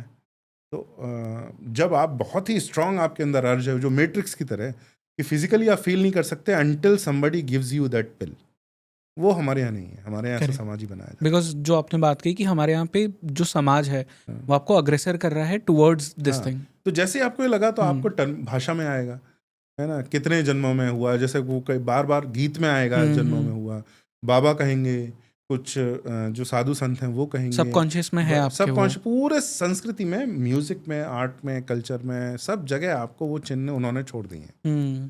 तो जिस तरीके से जैसे जब सीता माँ का अपहरण होता है तो वो अपने आभूषण छोड़ती हैं जिससे कि उनको वो ट्रेस करके वो पहुंच सकें। इसी तरीके से ब्रह्म ने एक तरह से सुप्रीम कॉन्शियसनेस से सब जगह अपने साइंस छोड़ दिए हैं और इस समाज ने उन साइंस को हाईलाइट कर दिया है। तो आपको जब भी ये लगे कि मुझे वापस पहुंचना है जहां से मैं आया था, जो मेरा सत्य स्वरूप है, तो आपको वो जो सारे चिन्ह हैं वो आपको गाइड करेंगे साइनेज की तरह। जिस तरह से एयरपोर्ट में बाहर निकलना है, दिल्ली एयरपोर्ट में अगर आप बाहर जाना चाहें टर्मिनल 3 से उबर लेने तक, तो बहुत सारे साइनेज की आवश्यकता पड़ती है क्योंकि बहुत बड़ा जाल है वो। तो इसी तरीके से, लेकिन उन्होंने हर स्थान पर साइन लगाए हुए हैं। इसी तरीके से जो हमारी संस्कृति में बार बार ये टर्मिनोलॉजी आती है, ये शब्दावली आती है, वो एक तरह से वो साइनेज है, जो साइनेज हमारी सहायता करता है। अब आप बस ये सोचिए कि दिल्ली एयरपोर्ट टर्मिनल 3 में आप सारा साइनेज हटा दीजिए, पूछने वाले भी आप ये सोचिए कि आप बैगेज बेल्ट से आपने बैग लिया और आपने कहा कि मुझे टैक्सी लेने जाना है, तो लोग कहेंगे टैक्सी थोड़ी मिलती है यहाँ से, बाहर इसके बाहर तो कुछ है नहीं। अगर आपको ऐसे लोग मिलने लगे तो आप एकदम से पैनिक करेंगे, घबराएंगे कि यहाँ से तो मैं बाहर ही नहीं निकल सकता। और हो सकता है फिर यही वर्ल्ड हो, एयरपोर्ट के अंदर ही हो सब कुछ, इसके बाहर कुछ नहीं है। वो कभी कभी एक्सीडेंटली कोई एक मिलेगा जो आपको कहेगा नहीं एयरपोर्ट के बाहर भी एक जगत है और टैक्सी मिलती है कहीं से। सारा साइनेज हटा दिया है। तो पश्चिमी जगत ने सारा साइनेज हटा दिया है और ऐसे लोग बैठा दिए जिनको खुद यह ज्ञान नहीं है, उनका अनुभव नहीं है। एंड वो साइनेज हटा दिया है इसीलिए क्योंकि अब आप वो एक ही जगह पे अटके हुए हो, and that is why your mind goes towards that thing कि यू ओनली लिव वंस। तो यहाँ पे अब इसके अंदर ही है तो जी लो जितना जीना है, कंज्यूम कर लो सबको, कंज्यूम कर लो। तो उसमें पहले ऐसा था जब क्रिश्चियनिटी बहुत वहाँ पर शक्तिशाली थी। तो आप ये समझिए एयरपोर्ट की अगर हम एनालॉजी को आगे बढ़ाएं तो उसमें उनका ये कहना, वो आपको बोलेंगे, सब ये बोलेंगे, देखो बाहर निकलने का एक ही रास्ता है, एक ही बस है जो आपको बाहर ले जाएगी, जो बहुत अच्छी जगह है वहाँ वो ले जाएगी। पर उसके लिए वो जो दिख रहा है वो व्यक्ति जो ऊपर सिंहासन पे ऊपर बैठा है, आपको उसकी सेवा करनी पड़ेगी और मैं उसका सेवक हूँ और मैं जो बता रहा हूँ आपको वो सब करना पड़ेगा। तो ये उनके यहाँ था। अब जब उनके यहाँ जैसे यीसस और यहोवा का फॉलो करना, जब वो फॉल डाउन हुआ, जब बाइबल को मानना छोड़ दिया उन्होंने, तो अब ये एयरपोर्ट की हालत ये हो गई कि जितनी दुकानें हैं इसमें जितना आपको फन करना है, अगर आप कुछ रेस्टोरेंट हैं तो उसमें खूब खाइए पिए, और अगर लिकर शॉप है तो उसको एंजॉय कीजिए, यहाँ जो सब एंजॉय कीजिए, फिर एक दिन तो मर जाना है, इससे बाहर तो आप निकल ही नहीं सकते। एक दिन बस you will die and that's how you get out. इससे वैसे बाहर निकलने का कोई उपाय नहीं है। तो एक तरह से उनका जगत ऐसा है। करेक्ट। ओके सर, एक और चीज़ इसी कॉन्वर्जेशन को कंटिन्यू करें, बट उसके पहले पुस्तक का हम यहाँ पे फ़ोटो भी दिखेंगे आपके पीछे भी, अगर लोग देख सकते हैं। उसके ऊपर एक आइडल का आपने तस्वीर उसकी यूज़ की, एक पिक्चर यूज़ किया है। अब बहुत फैसिनेटिंग चीज़ है क्योंकि ब्रोकन सा आइडल वो दिख रहा है। इसके पीछे रीजंस क्या था? बिकॉज अगर आप एक ऐसे सब्जेक्ट के बारे में लिख रहे हैं जहाँ पे आप शत्रु बोध, स्वयं बोध दोनों को ही डिस्क्राइब कर रहे हैं, you could have very well used any beautiful idol in the world, क्योंकि हमारे पास तो इतने सारे हैं। हमारी जो स्कल्पचर्स की स्किल थी वो भी बहुत अच्छी थी, तो आप कोई भी यूज़ कर सकते थे, but you went for this one. उसके पीछे क्या reasons and why this particular one? तो क्योंकि ये जो आप देखेंगे, ये मैं आपको बता दूं, ये है षष्ठी हस्त नरसिम्हा, 60 हैंडेड नरसिम्हा का ये मूर्ति है। ये इसका मैंने पीछे भी लिखा है। मेरे बहुत अच्छे मित्र हैं जो आइकोनोग्राफी प्रतिमा लक्षण पढ़ाते हैं, रामकृष्ण कोंगले जी, उन्होंने ये लिया हुआ है। वो ग्वालियर में टूरिज़्म टीचर करके हैं वो, हैं तो वो टूरिज़्म में, पर उनको आइकोनोग्राफी वगैरह बहुत डीपली उनको पता है, बहुत बड़े विद्वान हैं। तो एक खजुराहो के म्यूजियम में ये मूर्ति उनको मिली थी। इसका शास्त्रों में भी डिस्क्रिप्शन, शास्त्र शायद वो बचे नहीं, अच्छा, ओके। कि जिनमें ये डिस्क्रिप्शन 60 हैंडेड नरसिम्हा को, पर ये 60 हैंडेड नरसिम्हा है। सो जो एग्जिस्टिंग शास्त्र है उसमें उसमें कहीं नहीं इसका है। उल्लेख नहीं मिलता। ओके। हाँ, किसी उस उन्हें तो अभी तक उन्होंने बहुत कुछ पढ़ा है, 90% तो प्रतिशत जो शास्त्र हैं ये इससे संबंधित वो पढ़े हैं, उनको तो अभी तक नहीं मिला है। तो ये मैंने इसलिए प्रयोग किया। आप ऐसी सभ्यता की कल्पना कीजिए जो शिल्प में, मूर्ति में 60 हैंडेड नरसिम्हा बना। आप सोचिए कि ये जो सारे हाथ जब पूरे होंगे, हर हाथ में एक आयुधिक वेपन होगा, कुछ ना कुछ 60 हैंडेड, एक पत्थर में से निकालना, एक ही मूर्ति, ये अलग अलग पीसेस भी चिपकाए नहीं गए हैं, एक ही पत्थर में से निकाले गए। वो कला, किस सभ्यता में इतनी कला होगी, इतनी उत्कृष्टता होगी कि उसने ऐसी मूर्ति का गठन किया, ऐसी मूर्ति बनाई, बनाने में सक्षम थे। और फिर ऐसी सभ्यता की कल्पना कीजिए जो भारत में आए, उन्होंने इस मूर्ति को देखा और सोचा कि इसको तोड़ के, खंडित करके नाश कर देना चाहिए। तो जिस सभ्यता ने इसको बनाया वो स्वयं बोध, वो आप स्वयं की सभ्यता, उसकी महानता, और जिस सभ्यता ने इसको देख के तोड़ने का निर्णय लिया, आपको उन दोनों के बारे में जानना बहुत बहुत आवश्यक है। इसलिए मैंने इसका यहाँ पर प्रयोग किया। बट जो आपने अभी बात कही कि स्वयंबोध, शत्रुबोध, तो आपको खुद को जानना भी ज़रूरी है, बट उतना ही ज़रूरी है कि आप आपके एनिमी को जानिए। और बुक में आपने एक और चीज़ का मेंशन किया, मित्रबोध, जहाँ पे आप आपके दोस्तों को भी जानिए कि वो कौन हो सकता है, आपके मित्र कौन हो सकता है। नाउ आपने इसके ऊपर ऑल्दो डिस्कशन किया है जयपुर डायलॉग्स पे, but I still want to bring that discussion here as well, क्योंकि जब हम ऑप सिंदूर जैसे जो हमारा अभी एक रिसेंटली चल रहा है, ऑन गोइंग है अकॉर्डिंग टू द गवर्नमेंट, बहुत सारे ऐसे लोग थे जिन्होंने इसका अपोज किया, बहुत सारी कंट्रीज थी जिन्होंने हमारा साथ भी दिया इसमें। तो how do you actually get to know, मतलब कोई टेक्स्ट हमारे पास है जिससे हम एक्चुअली फिगर आउट कर सके कि हमारा शत्रु कौन है, हमारा मित्र कौन है? ऐसी आइडियोलॉजी जो ये कह रहे हैं कि आपका धर्म, आपके देवी देवता गलत है, ये शैतान है, और आपके जीने की पद्धति, पूजा करने की पद्धति गलत है, और इतनी गलत है कि उसका नाश करके आपको कन्वर्ट कर लिया जाना चाहिए। जो भी ऐसा आपके बारे में सोचे, वो विचारधारा आपकी शत्रु। ओके। तो सिंपली अगर आप ये कह रहे हैं, अगर तुम ये घोषित करते हो कि तुम्हारा लक्ष्य ही है मुझे समाप्त करना, तो फिर तो तुम मेरे शत्रु हो, ये मूर्खता होगी, ये ना पहचानना। तो ऐसी रिलीजियस आइडियोलॉजीज जो क्रिश्चियनिटी और इस्लाम की जो मिशनरी आइडियोलॉजीज हैं, जो ये कहती हैं कि हिंदू धर्म के देवी देवता हैं वो एक्चुअली शैतान हैं, उनकी मूर्तियां तोड़ देनी चाहिए, उनके मंदिर खंडित कर देने चाहिए, उनके पूजने वालों को या तो मार दिया जाना चाहिए या कन्वर्ट कर लेना चाहिए। तो ऐसी विचारधाराएं आपकी शत्रु। यहाँ मैं व्यक्तियों की बात नहीं कर रहा, क्योंकि व्यक्ति तो आज वही हैं जो एक समय में हमारे ही स्वयंबोध का एक भाग हुआ, हमारे ही समाज का एक भाग हुआ करते थे। तो this is not about people और individuals at all, this is about ideologies. Right. तो विचारधारा के रूप में वो सारी विचारधाराएं जो आपके समाज का नाश करना चाहती हैं, डिक्लेयर्ड गोल है ऐसा। ये मैं छुपी हुई बात नहीं कर रही, मैं ये नहीं कह रहा हूँ कि उनके मन में ये छुपा है और आप अंदाजा लगा रहे हैं, ये उनका डिक्लेयर्ड गोल है। अगर ऐसा है तो वो आपके शत्रु हैं, ये बड़ा स्पष्ट है, वो तो क्लियर है फिर। तो राइट। तो ये इतना ही है। वो जो विचारधारा ये कहती है कि उसका लक्ष्य है हिंदू समाज को तोड़ देना और तोड़ के उसको कन्वर्ट कर लेना अपनी विचारधारा में, वो आपकी शत्रु। पर इसमें फिर मुझे एक चीज़ समझाइए कि जैसे फॉर एग्जांपल जब हमारे ऊपर आक्रमण होता है, और ऐसा नहीं कि अभी हो रहा है, ये तो मतलब हज़ारों सालों से हमारे ऊपर आक्रमण होते आ रहा है, एंड उससे फिर हम एक तरह से डील कर सकते हैं बिकॉज वहाँ पे फिजिकली आपको फाइट करना है। बट एक जो दूसरे तरह का आक्रमण हमारे ऊपर होता है वो होता है हमारे सोसाइटी को तोड़ना, हमारी आइडियोलॉजीज़ को तोड़ना। जिस तरह से आपने जो पुस्तक पे इमेज यूज़ किया गया है, उस मूर्ति को भी तोड़ा गया, तो वो टेक्निकली हमारे सोसाइटी के ऊपर, हमारे आइडियाज़ के ऊपर एक तरह से वार था। उससे आप कैसे डील करोगे? क्योंकि हम तो इस चीज़ में पड़े हैं ना कि हमें बताना है कि हम पीसफुल है और हम नज़रअंदाज कर देते हैं बाकी सब चीज़ों को, क्योंकि we are so entranced into this modern day philosophy कि हम सबको एक्सेप्ट करेंगे, चाहे फिर आप हमारा नाश ही क्यों ना करना चाहते हो। तो how do you deal with that फिर? तो इसी की अवेयरनेस और फैलानी, ये अवेयरनेस, ये चेतना हमारे समाज में कुछ समय पहले तक थी, ये बीच में ये पूरी जो है वो धूमिल हो गई। तो देखिए कि इसके बहुत सारे उदाहरण हैं। ये मेरा काम ही, ये मैंने पुस्तक इसलिए लिखी है जिससे लोगों में ये भाव आ सके कि सबको अपनाना नहीं है, उसको नहीं अपनाना है जो आपको अपनाना नहीं चाहता। देखिए ये म्यूचुअल है। अगर मैं कह रहा हूँ मैं सबको, एक कमरा है, एक कमरे में मैं ये कह रहा हूँ यहाँ भोजन रखा हुआ है, यहाँ सब वेलकम है, जो आए यहाँ खाना खाए और पेट भर खाना खाए और जा सकता है।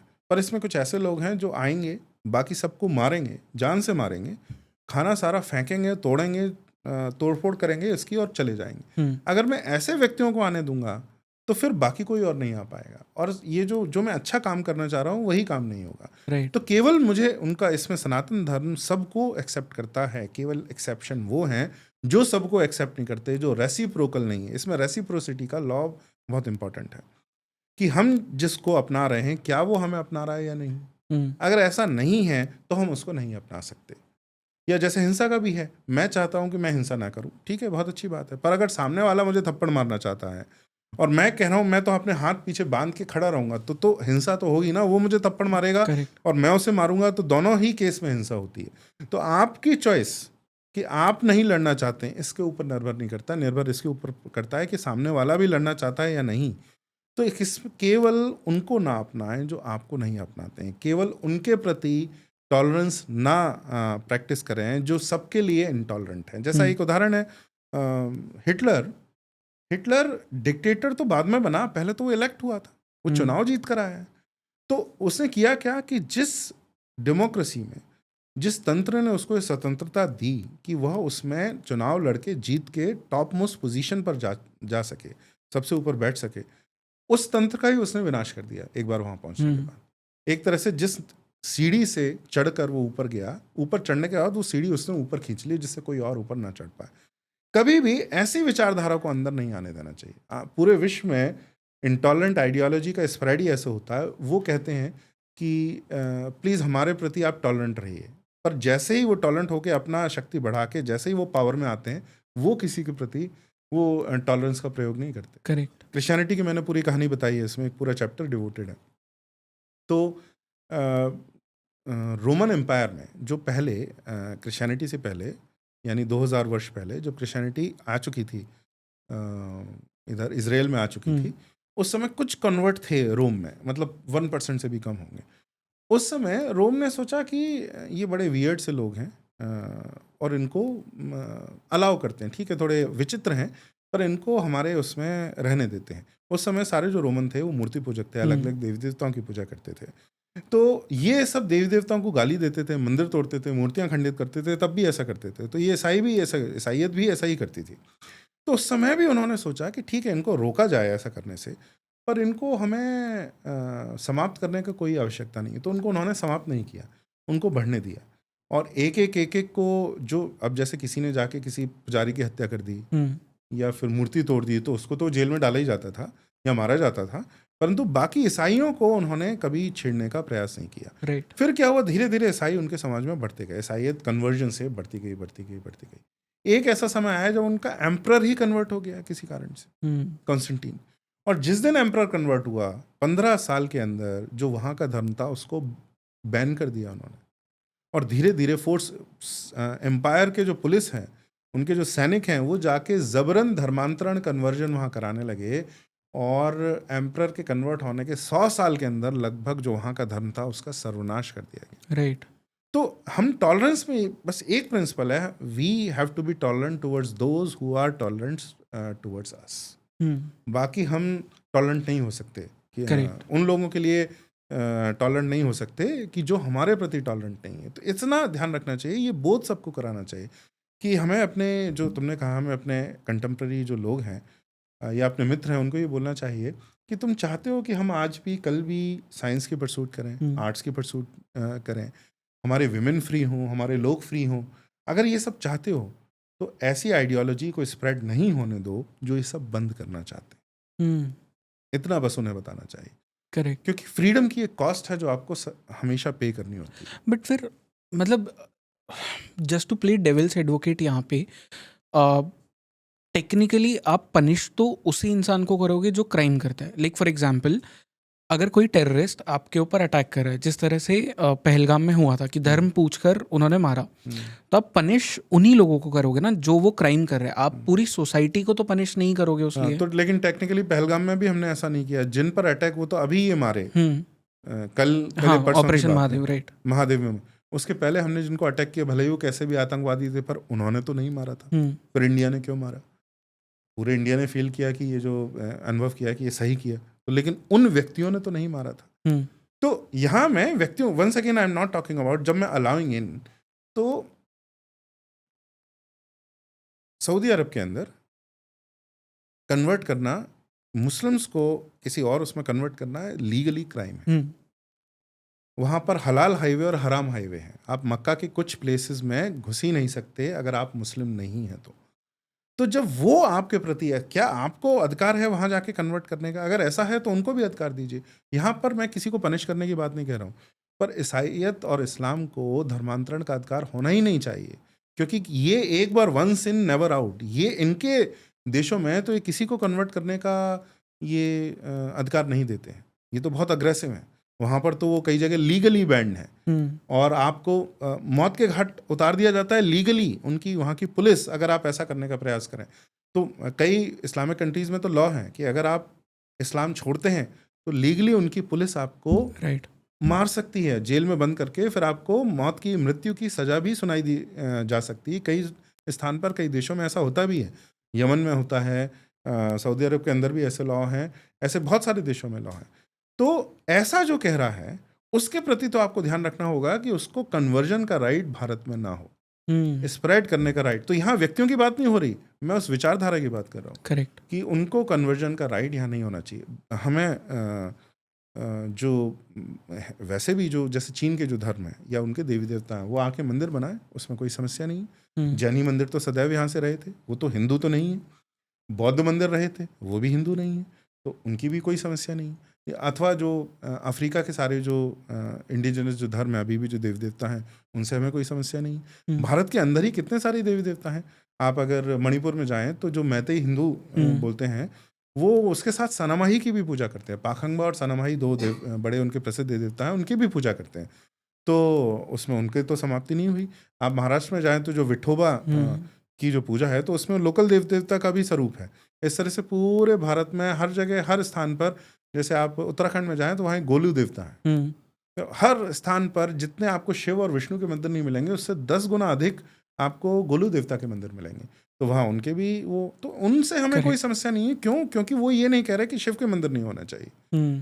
परंतु ऐसा सेक्ट, ऐसी आइडियोलॉजी जो ये मानता है, उनके टेक्स्ट में लिखा है, आप किसी क्रिश्चियन मिशनरी से पूछिए, क्या मैं हेवन जा सकता हूँ हिंदू होके? वो कहेंगे नहीं, अगर आप हिंदू हैं तो आप नर्क में ही जाएंगे, केवल क्रिश्चियनिटी से आपको हेवन मिलेगा। और इसलिए हमारा कर्तव्य है कि हम आपको कन्वर्ट करें। जो ऐसा कह रहा है, आप उस विचारधारा को कैसे अलाउ कर सकते हैं अपने अंदर? ये कहना ऐसा है कि आप, एक सरकार ने कह दिया ये तालाब है, इस पर एक कमरा है, मान लो तालाब छोड़ दीजिए, इसमें शेर भी है और बकरी भी है, और हमने बाय लॉ शेर और बकरी को एक दूसरे को खाने का बराबर अधिकार दिया हुआ है। अब लॉ पे, आप पेपर पे लिख सकते हैं कि शेर भी बकरी को खा सकता है और बकरी भी शेर को खा सकती है। तो हमने तो बराबर अधिकार दिया है, परंतु असलियत में क्या होगा? पॉसिबल ही नहीं हो, बकरी कहाँ खाने जाएगी। तो यहाँ जो रिलीजन, जो कन्वर्जन की ही आइडियोलॉजी पर बिल्ट है कि दूसरे को कन्वर्ट करके अपना बनाना है, वो गलत है, हम सही हैं। और गलत इतने हैं कि उनको समाप्त करना है, हम सही इतने हैं कि हम ही सही हैं। ऐसी जो भी ये कह रहा है कि केवल वो सही है और बाकी सब गलत हैं, उसको अलाउ आप नहीं कर सकते। जो ये कह रहा है कि एक से अधिक पथ हो सकते हैं, भाई कल को मुझसे कोई ईसाई सेक्ट कहता है कि जिस प्रकार से यीशस से सैल्वेशन होगा, राम से भी होगा, तो मुझे ऐसे यीशस को एक्सेप्ट करने में कोई समस्या नहीं है।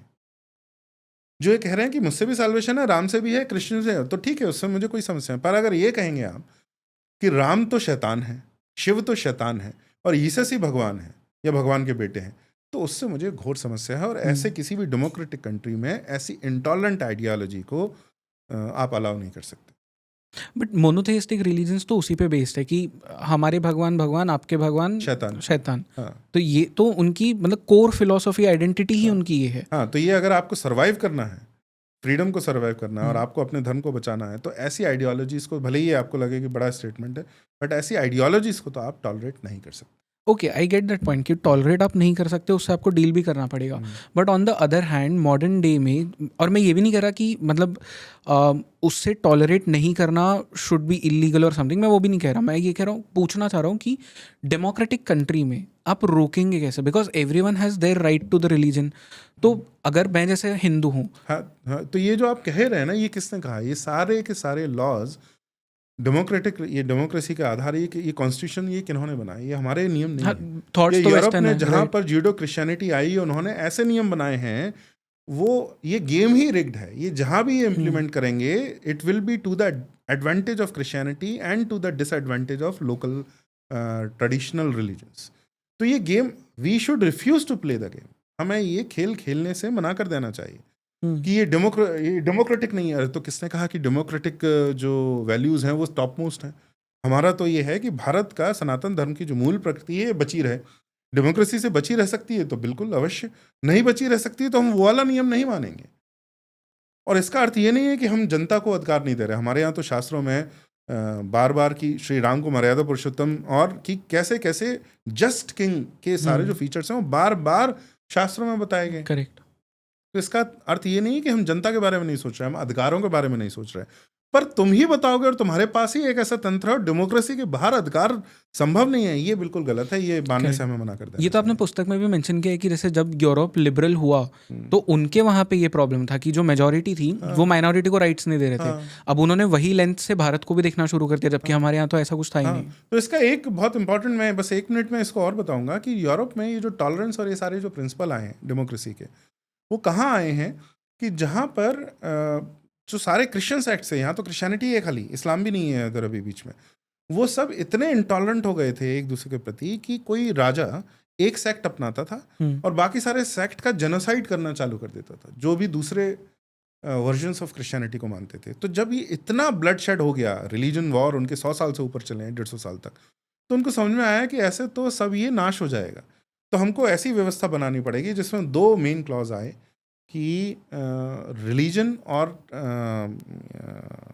स्टेट और रिलीजन ये सेपरेट होना चाहिए। यानी राजा कोई एक क्रिश्चियनिटी का सेक्ट अपना के नहीं बोल सकता। दूसरा उनका हुआ पब्लिक और प्राइवेट अलग होना चाहिए, कि आप जो भी सेक्ट फॉलो कर रहे हैं वो प्राइवेट में हो, पब्लिक में ना बताएं। पर ये जो दोनों हैं, भारत में इसकी कोई आवश्यकता ही नहीं थी। करेक्ट। क्योंकि यहाँ पर शैव जो है, शैव मंदिर पे विष्णु की प्रतिमाएं हैं, विष्णु मंदिर पे शैव की प्रतिमाएं हैं। विष्णु पुराण पढ़ो उसमें शिव विष्णु के भक्त हैं, शिव पुराण पढ़ो उसमें विष्णु शिव के भक्त हैं, और हर किसी को सबसे ऊंचा दर्जा जो है वो स्तर जो है वो दिया गया है। तो यहाँ तो जब ये समस्या ही नहीं थी, सीताराम जी बार बार कहते हैं जिस देश में कोई एक समस्या नहीं है और जिस देश में वो समस्या है, वहाँ जो सोल्यूशन निकला है वो अगर आप थोपते हो ज़बरदस्ती उस देश पर जहाँ वो समस्या ही नहीं थी, तो उस देश के अंदर भी वो समस्याएं बैक हैंड से आना चालू हो जाती। तो इनका केवल ये निरर्थक, यूजलेस नहीं है, इट्स वेरी डेंजरस। ये बहुत जो है घातक भी है। ये केवल निरर्थक ही नहीं, बहुत घातक भी है हमारे समाज के लिए। और ये जो सेकुलरवाद की, और क्यों घातक है? क्योंकि उनको तो अभ्यास है कि इस सेटअप में अपने अधिकार कैसे लिए जाए। हिंदुओं को पता ही नहीं है। जब इसमें कॉन्स्टिट्यूशन में हमारे आया कि प्रचार का, क्रिश्चियनिटी को प्रोपोगेट करने का अधिकार है, कन्वर्जन का नहीं है, ऐसा है कुछ जो लॉज वो कहते हैं, तो हिंदुओं को लगा इसमें क्या है, ये तो हम भी करते हैं। पर जब हमारे यहाँ धर्मांतरण की अवधारणा ही नहीं है ऐसी, इस रूप से जैसी ईसाइयत के अंदर है, तो आपको ये नहीं पता कि ये बहुत ही अनइक्वल गेम प्ले कर रहे हैं। They are at advantage, you are at disadvantage. पर हिंदुओं को ये पता ही नहीं चला। आज भी अधिकतर हिंदुओं को नहीं पता है कि ये गेम तो हमारे विरोध में हो रहा है। पैसे को, मार्केट को, पॉलिटिक्स को कैसे यूज़ करते हैं। जो आंध्र प्रदेश की मैंने बात लिखी, करेक्ट, कि एक जगन रेड्डी, जब उनके वायएसआर रेड्डी और जगन रेड्डी, जब 2 क्रिश्चियन चीफ मिनिस्टर आए, रातों रात उन्होंने 15 से 20% जो है वो कन्वर्जन कर लिए। तो उसमें क्या है, वो गवर्नमेंट उसमें अपॉइंटी उनको करते थे, जो क्रिश्चियन थे, अपॉइंट करने के बाद कन्वर्ट कई बार करते थे, उनको प्रेफरेंस देते थे। विशाखापट्टनम के पास आज भी ऐसे स्कूल हैं कि क्रिसमस पर केक बांटे जाते हैं, क्रिश्चियन बच्चों से फीस नहीं ली जाती है या बहुत कम ली जाती है, हिंदू बच्चों से बहुत ली जाती है। तो एक अनइक्वल मैट्रिक्स ये वो क्रिएट कर देते हैं। और उसके बाद धीरे धीरे पूरा जो समाज है वो उस तरफ मुड़ने लगता है। अभी हिंदुओं को पता ही नहीं, क्योंकि ये जो पूरा डेमोक्रेटिक सेटअप है ये क्रिश्चियंस ने ही बनाया है, ये क्रिश्चियनिटी के बैकग्राउंड में ही आया है। तो उनको तो पता है, क्रिश्चियन सेक्ट को पता है कि इसमें अधिकार कैसे लेने हैं अपने डिफरेंट सेक्ट्स को, पर हिंदुओं को इसका कुछ अता पता नहीं। Correct. इसलिए हमारे लिए बहुत कठिन, बहुत खतरनाक है। बट ये भी जो आपने बात कही अभी कि इसको अब रोकने के लिए हमारे पास में मतलब दो तरह से उसे हम देख सकते हैं, या तो कि आप लॉज ही इस तरह से बना दो, या आप इंटरनली सोसाइटी में आपके ये डिस्कस कर लो कि ये चीज़ हम होने ही नहीं देंगे। और दूसरी चीज़ है कि आप भी वही सेम चीज़ें करने लग जाओ। जैसे फॉर एग्जांपल धर्मांतरण है, तो हिंदुइज्म में I have never seen any of our gurus, मतलब मुझे तो बहुत मतलब विचित्र लगेगा अगर हमारे शंकराचार्य जाके प्रोपोगेट कर रहे कि तुम हिंदू बन जाओ, क्योंकि मैंने कभी सुना ही नहीं ना कि मेरे धर्म में ऐसी भी चीज़ें हो रही है। तो एक तो हम वो करने लग जाए, तो हमारे धर्म को हम थोड़ा वो जो एंजेलिकलाइज्ड वर्जन है उसमें कन्वर्ट कर दे। What do you think is better फिर उसके लिए? तो उसमें दो तरीके हैं। एक तो नियम भी थोड़े से कठिन होने चाहिए, सरकार को, स्टेट को, राज्य का काम तो होना चाहिए कि वो ऐसी कुछ चीज़ होते हुए देखे तो उसको रोके। जिससे पॉल दिनाकरन है वो लाइव कन्वर्जन करते हैं, तो आप कोई भी स्टेट उनको प्लेटफॉर्म क्यों दे रहा है? वो नहीं होना चाहिए, और ऐसे लॉ होने चाहिए कि आप इनको प्लेटफॉर्म नहीं दे सकते। राइट। पहली बात तो ये। दूसरा कि जैसे को तैसा वाला रेसिप्रोसिटी का नियम पालन करना पड़ेगा। ये भी बिल्कुल गलत है कि हमने कभी अपने धर्म को नहीं फैलाया। पर हमारे टेक्स्ट में ये लिखा है कि हमें फैलाना चाहिए हमारे हाँ धर्म हाँ, को। आर्यवर्त को एक्सपेंशन करने के बार बार लिखा हुआ है। ओके। हाँ, तो आपको अपनी संस्कृति को फैलाना है। और जो अभी जो मूल सभ्यता है, सबसे पहले तो वो जो वैदिक जो सभ्यता थी, अथवा ये पंजाब, उत्तर प्रदेश, राजस्थान, जो आज पाकिस्तान में गया, इस क्षेत्र में थी ना। लेकिन यहाँ से तो फिर वो पूरे आज जो भारत है, ये आरंभ तो हर कोने में नहीं हुई। उड़ीसा में आरंभ तो नहीं हुई, या तमिलनाडु में आरंभ तो नहीं हुआ, या महाराष्ट्र में भी आरंभ नहीं हुआ। आरंभ कहीं हरियाणा के आसपास कहीं हुआ, लेकिन फिर तो फैले ही ना। तो इसका अर्थ है फैले। बाली में हिंदू कैसे आए? बाली आज हिंदू है। वियतनाम में हिंदू मंदिर क्यों है? कंबोडिया में हिंदू मंदिर क्यों बनाए जाते हैं? या आज अमेरिका में भी हिंदू है ना, 0.5-0.4% होंगे। करेक्ट। और वो खाली माइग्रेंट नहीं है, वहाँ के लोग भी बने। जैसे डेविड फॉली जिनको पद्म भूषण मिला, वो तो अमेरिकन है, पर फिर वो हिंदू बने। ऐसे बहुत सारे हैं। कहते हैं कि वो जूलिया रॉबर्ट्स है, मुझे पता नहीं कि है या नहीं है। तो हिंदू बनना संभव तो है। अगर आप हिंदू जन्म नहीं लिया है, फिर भी हिंदू बनना संभव है। तो हमारे संतों ने बार बार ये फैलाया है। हाँ, गन पॉइंट नहीं किया है, फोर्सफुल कन्वर्जन नहीं किया है, तो मैं उसकी बात नहीं कर रहा, परंतु अपने धर्म का प्रचार प्रसार करके अपने समाज के नंबर को बढ़ाना, ये तो हमने भी किया है। करेक्ट। ये पिछले 200 साल में रुक गया जब अंग्रेज हमारे यहाँ आए। तो हमें भी ये करना चाहिए। पर मेरा है केवल उनके संग करें जो आपको कन्वर्ट करने का प्रयास करते हैं। तो जैसे क्रिश्चियनिटी कन्वर्ट करने का प्रयास करती है, आपका टारगेट भी जो क्रिश्चियन सोसाइटी है या इस्लामिक सोसाइटी, वही होना चाहिए।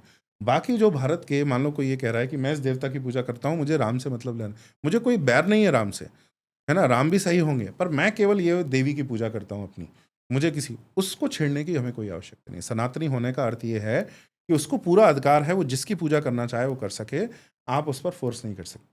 अनलेस वो ये कहे कि मैं तुम्हें फोर्स करूंगा इस देवी की पूजा करने के लिए। अगर वो ये कह रहा है तो गलत है। परंतु अगर वो ये कह रहा है मुझे जो राम की पूजा नहीं करनी, मुझे नहीं अच्छा लगता, मुझे तो इस देवी की करनी है, जिस देवी का हो सकता है आपने नाम भी ना सुना हो, कोई वो क्षेत्र की देवी हो, तो आपको कोई अधिकार नहीं उसे छूने का। उन पर कोई प्रयास ना करें। पर हाँ, जो क्रिश्चियनिटी और इस्लाम जो आपको कन्वर्ट करने का प्रयास करते हैं, आपको भी उनको कन्वर्ट करने का प्रयास करना चाहिए। वो बैलेंस होगा।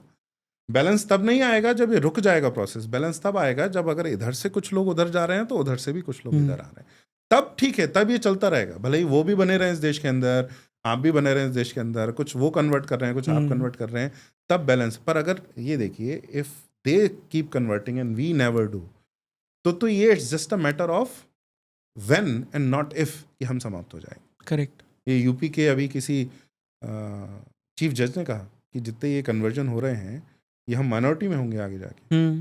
यूपी में तो अभी फिर भी 78-77% हिंदू हैं, वो बहुत हैवी मेजॉरिटी है। उसके बाद भी वो ये कह रहे हैं, तो ये आपको चिंता तो करनी पड़ेगी। तो आपका सर्वाइवल का ये इशू है। ये जो बात है, ये केवल उसकी ये इंटेलेक्चुअल बात नहीं, केवल बौद्धिक बात नहीं है। ये आप बचेंगे या नहीं बचेंगे, प्रश्न इसका आपके अस्तित्व का है। तो मैं तो कह रहा हूँ कि इसमें कोई भी बुराई नहीं है। आप ये कहेंगे कि नहीं, मैं बचने का पूरा अधिकार रखता हूँ और फैलाने का भी अधिकार रखता हूँ। इसका मेरे पास पूरा अधिकार है। I think this is where I don't know नाम लेना सही है या नहीं, but ISKCON gets it right as well and wrong as well, हाँ कि वो राइट तो करते हैं, मतलब जैसे अफ्रीका में जो वो काम कर रहे हैं इट इज़ ट्रिमेंडसली अमेजिंग, मतलब जिस लेवल पे वो वहाँ पे काम कर रहे हैं, इनफैक्ट वो अमेरिका में भी कर रहे हैं, स्पेन में कर रहे हैं, बहुत सारे जगहों पे।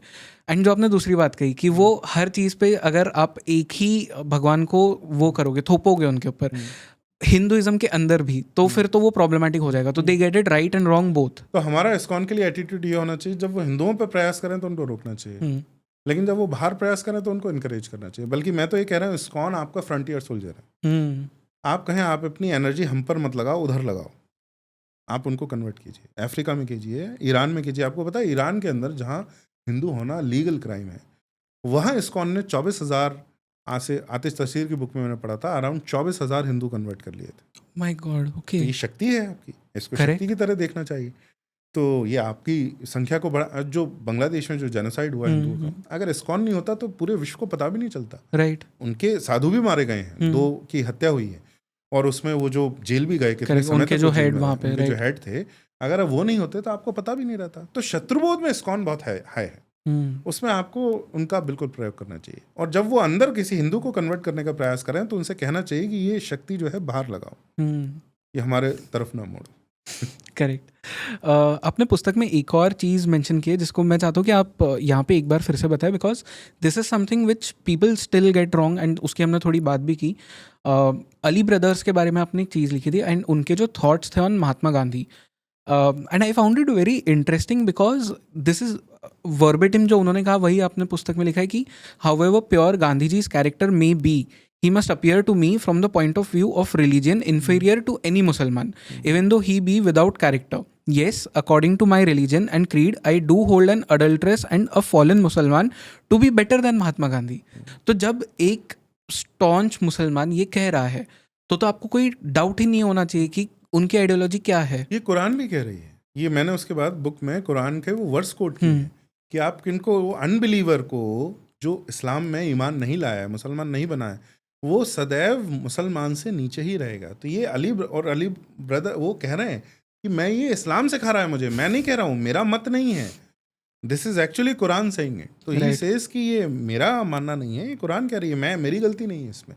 तो जब वो भी कहेंगे तब भी आप नहीं मानते। देखिए क्राइम में क्या होता है, अगर आप कोई क्राइम हो और कोर्ट में जब केस जाता है तो उसमें 2-3 चीज़ें होती हैं कि एक एविडेंस क्राइम का, दूसरा कि अगर वो क्रिमिनल ये एक्सेप्ट करता है, वो जो अपराधी है वो ये मानता है कि मैंने अपराध किया है, और अपराध के चिन्ह आपको, अपराध जहाँ हुआ है वहाँ पर आपको सारे चिन्ह मिलते हैं, तो इसमें संशय करने का कोई यहाँ पर अवसर नहीं है कि हाँ इसी ने अपराध किया है। पर यहाँ तो अपराध भी होता है, वह अपराधी कह रहा है मैंने किया है, और वो फिर वो किताब भी बता रहा है मैंने इसलिए किया है, आप फिर भी मानने को तैयार नहीं है, कह रहे हैं नहीं नहीं ये तुम नहीं जानते।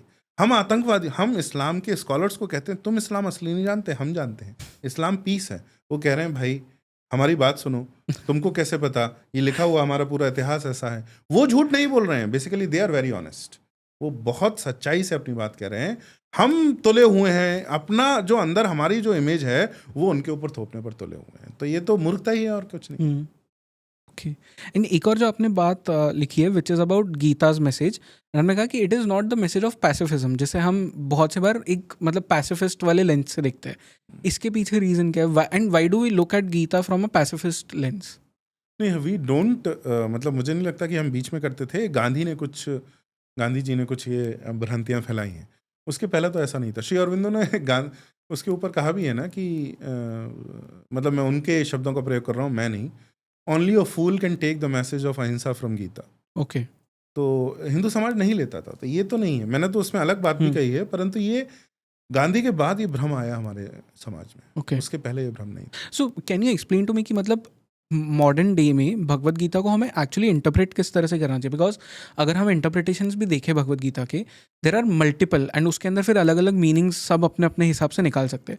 But I as a Hindu, जिसके लिए शायद एक बहुत इंपॉर्टेंट टेक्स्ट है Bhagavad Gita, I do not know कि मैं क्या उसमें से लेसन्स लूँ क्या नहीं लूँ, because of so many interpretations. तो देखिए, एक तो सबको अधिकार है इंटरप्रेट करने का, हम उसकी व्याख्या करने की, तो उसको मैं नहीं रोकूंगा। दूसरा, मैं उसकी जो स्पिरिचुअल, जो आध्यात्मिक ज्ञान है उसके ऊपर ना बोल रहा हूँ, ना मैंने बोलने का पुस्तक में प्रयास किया है। मैं केवल एक सामाजिक घटना को लिया है, जिसमें वो पहले अध्याय में जो बात हो रही है केवल उसको मैं ले रहा हूँ, मैं आध्यात्मिक उसकी बात नहीं कर रहा हूँ। परंतु मेरे गुरु तो ये कहते थे कि कोई भी टीका टिप्पणी पढ़ने के बजाय सीधे गीता का श्लोक और उसका अर्थ पढ़ना चाहिए। उससे आपको जो समझ में आए वो ठीक है, ध्यान करेंगे आप, जब मेडिटेशन करेंगे तो आपको गीता और समझ में आए। उनका कहना था बहुत कमेंट्रीज नहीं पढ़नी चाहिए, जैसा वो शब्दशः है उसका अर्थ पढ़ के हर श्लोक का अर्थ उतना ही आपको पढ़ना चाहिए। तो मैं तो वही जो है दर्शकों को जो देख रहे हैं उनको यही बताने का प्रयास करूँगा। और फिर कुछ क्लासिकल कमेंट्रीज हैं, उसमें कुछ होगा। और गीता के कई पार्ट्स हैं ना, जैसे महाभारत के कई पार्ट, कुछ ऐसे हैं जैसे शांति पर्व है, इसमें नीति कैसी हो, ये तो ऐसा है कि सब समझ सकते हैं ये। लेकिन जो गीता के अंदर ज्ञान का जो खंड है, अध्याय 2 में जो वो है, वो तो बहुत ऊंचे ज्ञान की बात कर रहे हैं, वो तो आत्मज्ञान की बात कर रहे हैं। तो वो तो सबको समझने में इतना आसान नहीं है। वो तो आप जब आपका चेतना का स्तर बहुत अधिक होगा तब आप जाके समझेंगे। तो ऐसे अलग अलग भाग हैं, उनको अलग अलग रूप से दे। जहाँ अध्यात्म की बात हो रही है वो समझना तो इतना आसान नहीं है, पर जहाँ राजनीति की बात हो रही है, समाज की बात हो रही है, तो वो तो मुझे लगता है स्पष्ट है उसके अंदर कि वो कैसा है। बहुत कमेंट्रीज पर नहीं जाना चाहिए। एंड अकॉर्डिंग टू यू, मतलब जैसे इस्लाम में जैसे Quran is one of the क्या सेंट्रल टेक्स्ट ही है, for Christians it is Bible, but Sanatan में लोगों को लगता है भगवत गीता है, बट इट इज़ नॉट, क्योंकि बहुत सारे अलग अलग टेक्स्ट है। बट जितना आपने स्टडी किया है, what do you think is one of the most important text जो हमारे इसमें है? देखिए, ये प्रश्न गलत है। ओके कि एक अगर टेक्स्ट को आप सोचेंगे कि ये है, तो ये कहना गलत होगा। जैसे आपने कहा गीता हम सोचते हैं, पर अगर किसी शैव के लिए तो गीता नहीं है, किसी तांत्रिक के लिए नहीं है, या किसी शाक्त संप्रदाय वाले के लिए नहीं है, तो किसी एक को कहना तो बिल्कुल गलत होगा। उसमें आपका लक्ष्य क्या है, आप क्या पालन कर रहे हैं, क्या करना चाहते हैं, उसके अनुसार अलग अलग ग्रंथ हैं। ओके और हो सकता है कि कोई व्यक्ति किसी भी ग्रंथ को नहीं पालन कर रहा है, पर फिर भी उसके गुरु ने जो उसको बताया उसने ध्यान किया है और वो उसको ज्ञान भी हुआ है। हो सकता है उसने शास्त्र कोई ना पढ़े तो भी चलता है। तो हमारे यहाँ शास्त्र अगर ना पढ़े तो भी कोई समस्या नहीं है। ओके हाँ, तो शास्त्र पढ़ना आवश्यक ही है ऐसा नहीं है, सबके लिए है, कंपलसरी नहीं है। जो कुरान, तो कुरान के बिना कुरान को ना माने तो आप मुसलमान नहीं है। राइट। यहाँ ऐसा कोई भी ग्रंथ नहीं है जिसको कपिल कपूर जी उसको बहुत सुंदर कहते हैं, we are not a people of the book, we are people of the library. बहुत सारी पुस्तकें हैं हमारे यहाँ, और उसमें कोई ना भी हो तो भी चलता है। मैं एक साथ कईयों को मानता हूं तो भी चलता है, ना हो तो भी चलता है। तो प्रश्न तो यहाँ ये बनेगा कि मेरा लक्ष्य ये है, कौन सा शास्त्र मेरे लिए इसमें मुझे सहायता करेगा। मुझे ज्ञान चाहिए, इसमें ज्ञान में, या मैं इस तरह पद्धति से ध्यान कर रहा हूँ, कौन सा ग्रंथ पढ़ूं जिससे मुझे सहायता मिले। तो ये प्रश्न वैलिड है, पर हिंदू धर्म का कौन सा एक ग्रंथ है मैं मानता हूँ वो नहीं। एक और प्रश्न बनता है कि अधिकतर लोग कौन से ग्रंथ समझ पाएंगे। जो सबसे अधिक हिंदू, ऐसा कौन सा ग्रंथ है जो अधिक से अधिक हिंदू समझ पाएंगे, तो वो निश्चित ही इतिहास है, रामायण और महाभारत। अगर आपको धर्म बहुत आसान रूप से समझना है, मासेस को समझाना है, तो रामायण और महाभारत ये 2 ग्रंथ हैं, इनमें सारा सार है। जो उपनिषद में है वो सार भी है, गीता के अंदर है, रामायण के अंदर भी उपदेश हैं। और अगर आप इनको अच्छे से अध्ययन करेंगे, जिसमें कहानी है, किस्से हैं, जीवन के सारे अनुभव हैं, उसमें भी आपको ज्ञान की प्राप्ति होगी। तो जो सबसे बड़ा व्हीकल बन सकते हैं और बने हैं वो है इतिहास, रामायण और महाभारत। आज भी भारत के कोने में जाएगा, उत्तर पूर्व में भी जाएं, अरुणाचल तक में ऐसी जाति मिलती हैं जो ये कहते हैं कि हम रुक्मिणी का मायके वाले हैं। तमिलनाडु में भी आपको कोई मंदिर मिलेंगे, गुजरात में भी आपको कोई महाभारत या रामायण का कोई वो मिलेगा, शबरी का स्थान आपको गुजरात में मिलेगा, करेक्ट, महाभारत का कोई स्थान मिलेगा। तो इन इतिहास ने ही भारत को जोड़ा है और धर्म को फैला है। तो जो सबसे अधिक लोगों को समझ में आ सकते हैं वो इतिहास है, पर ये कहना गलत होगा कि हिंदू धर्म का कौन सा ग्रंथ है। ट्रू। बट एक और चीज़ जो मैं जानना चाहता था वो ये था कि हम जितना भी अभी तक हमने बात की है, तो हमें अगर शत्रुबोध अब है भी, हमें पता है कि हमारा एनिमी कौन है, क्या है, किस तरह से वो हमारे ऊपर आक्रमण करता है। 2 pronged बैटल्स जो होती है कि एक तो फिजिकली करेगा, एक आपको आइडियोलॉजिकली करेगा, इससे आप लड़ भी लोगे, बट इज दैट इनफ? मतलब is fighting enough when you have forgotten what you are defending? So how do you deal with that? क्योंकि इसलिए मैंने स्वयंबोध वाला हिस्सा लिखा है, भाग लिखा है, कि अगर आप ये भूल जाते हैं कि आप बचा क्या रहे हैं, तो धीरे धीरे आप जिस लक्ष्य को लेकर आपने लड़ना आरंभ किया था वो लक्ष्य ही खो जाएगा और बचाने लायक कुछ बचेगा ही नहीं। डू यू थिंक कि खो गया है? नहीं, ऐसा मैं नहीं बोलूँगा, क्योंकि कुछ लोगों के लिए खो गया है।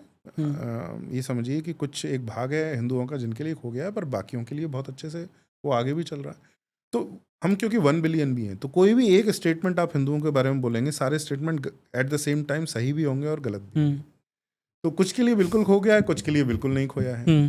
तो मैं ये तो नहीं कहूँगा कि हमारे उसमें खो गया है, ये तो बट अभी बना है। लाइक फॉर एग्जांपल स्वयंबोध की जैसे आपने जो बात की, और अभी जो हमने टेक्स्ट के बारे में भी बात की कि हाँ, तो सॉरी, मैं जो उसका आगे हाँ। जो मैं बोल रहा था, तो हिंदू होना प्रैक्टिस की बात है, अनुभव की बात है। तो इसमें बेयर मिनिमम क्या है जो मैंने उसमें लगा, तो योग और मेडिटेशन मुझे ऐसा लगता है इस युग में लगभग सबको करना चाहिए। तो ध्यान करें, योग करें, प्राणायाम और योग करें पहले, फिर आप ध्यान की ओर और हायर उसके जो ऊंचे स्तर हैं उसकी ओर बढ़ें। और दूसरा कि फंडामेंटल्स क्या हैं सनातन धर्म के, मूल क्या हैं, तो कर्म, प्रारब्ध, पुनर्जन्म, ऋत, ऋण, सत्य, धर्म, जो मैंने बात की, कर्तव्य बोध की अवधारणा, पंच ऋण की अवधारणा, इतना पता होना चाहिए। और प्रैक्टिस में है रोज कुछ ना कुछ मेडिटेशन जैसी प्रैक्टिस, और एक कोई रिचुअल, जिसका अर्थ है रोज आप मंदिर में पूजा में जाके कोई एक स्त्रोत पढ़ रहे हैं, भगवान की कोई पूजा कर रहे हैं, कुछ कर रहे हैं, या मंदिर सुबह जा रहे हैं 5 मिनट के लिए, भले ही इतना कुछ पकड़ना चाहिए। तो इससे आप प्रैक्टिस आपकी कंटिन्यू रहेगी, आपका जो संपर्क है दैवीय जो डिवाइन के साथ वो आपका बना रहे। तो आप ये हिंदू होना प्रैक्टिस की बात है, तो रोज करने की बात है। तो 2 चीज़ें होनी चाहिए, और उसमें से एक हो तो भी अभी चलेगा, दोनों हो तो अच्छा है।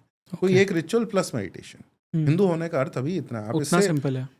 इतना सिंपल है। बाकी आप कुछ भी फॉलो कर सकते हैं, कुछ भी मतलब हिंदू में कोई भी शास्त्र जो है आप कोई पद्धति का पालन कर सकते हैं, उसमें कोई समस्या नहीं। बेयर मिनिमम इतना तो नेसेसरी होना चाहिए। नेसेसरी का मतलब नॉट, सरकार कोई बाध्य नहीं कर सकती, मैं तो ये चेतना की ही बात कर रहा हूँ कि चेतना इतनी फैलनी चाहिए कि इतना तो हम करेंगे।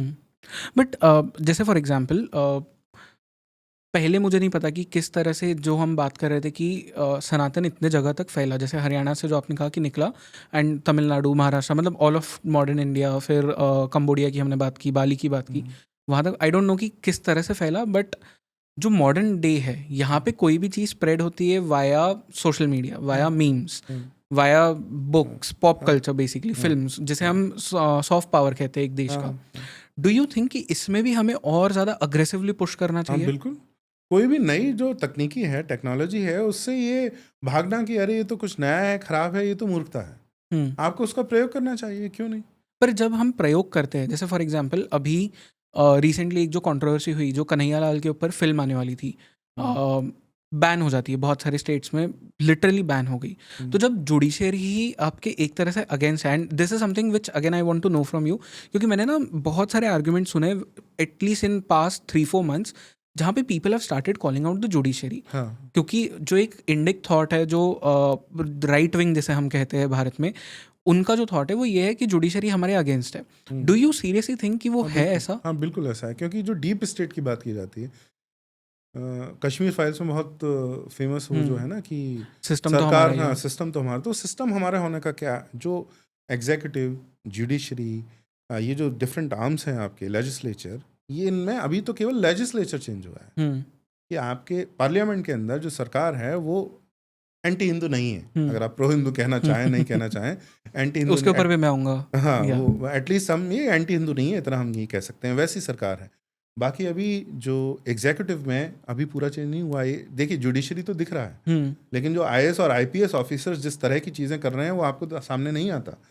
तो ये तब होता है जब 30 वर्ष का साइकिल पूरा होता है, एक जनरेशन पूरी निकल जाती है।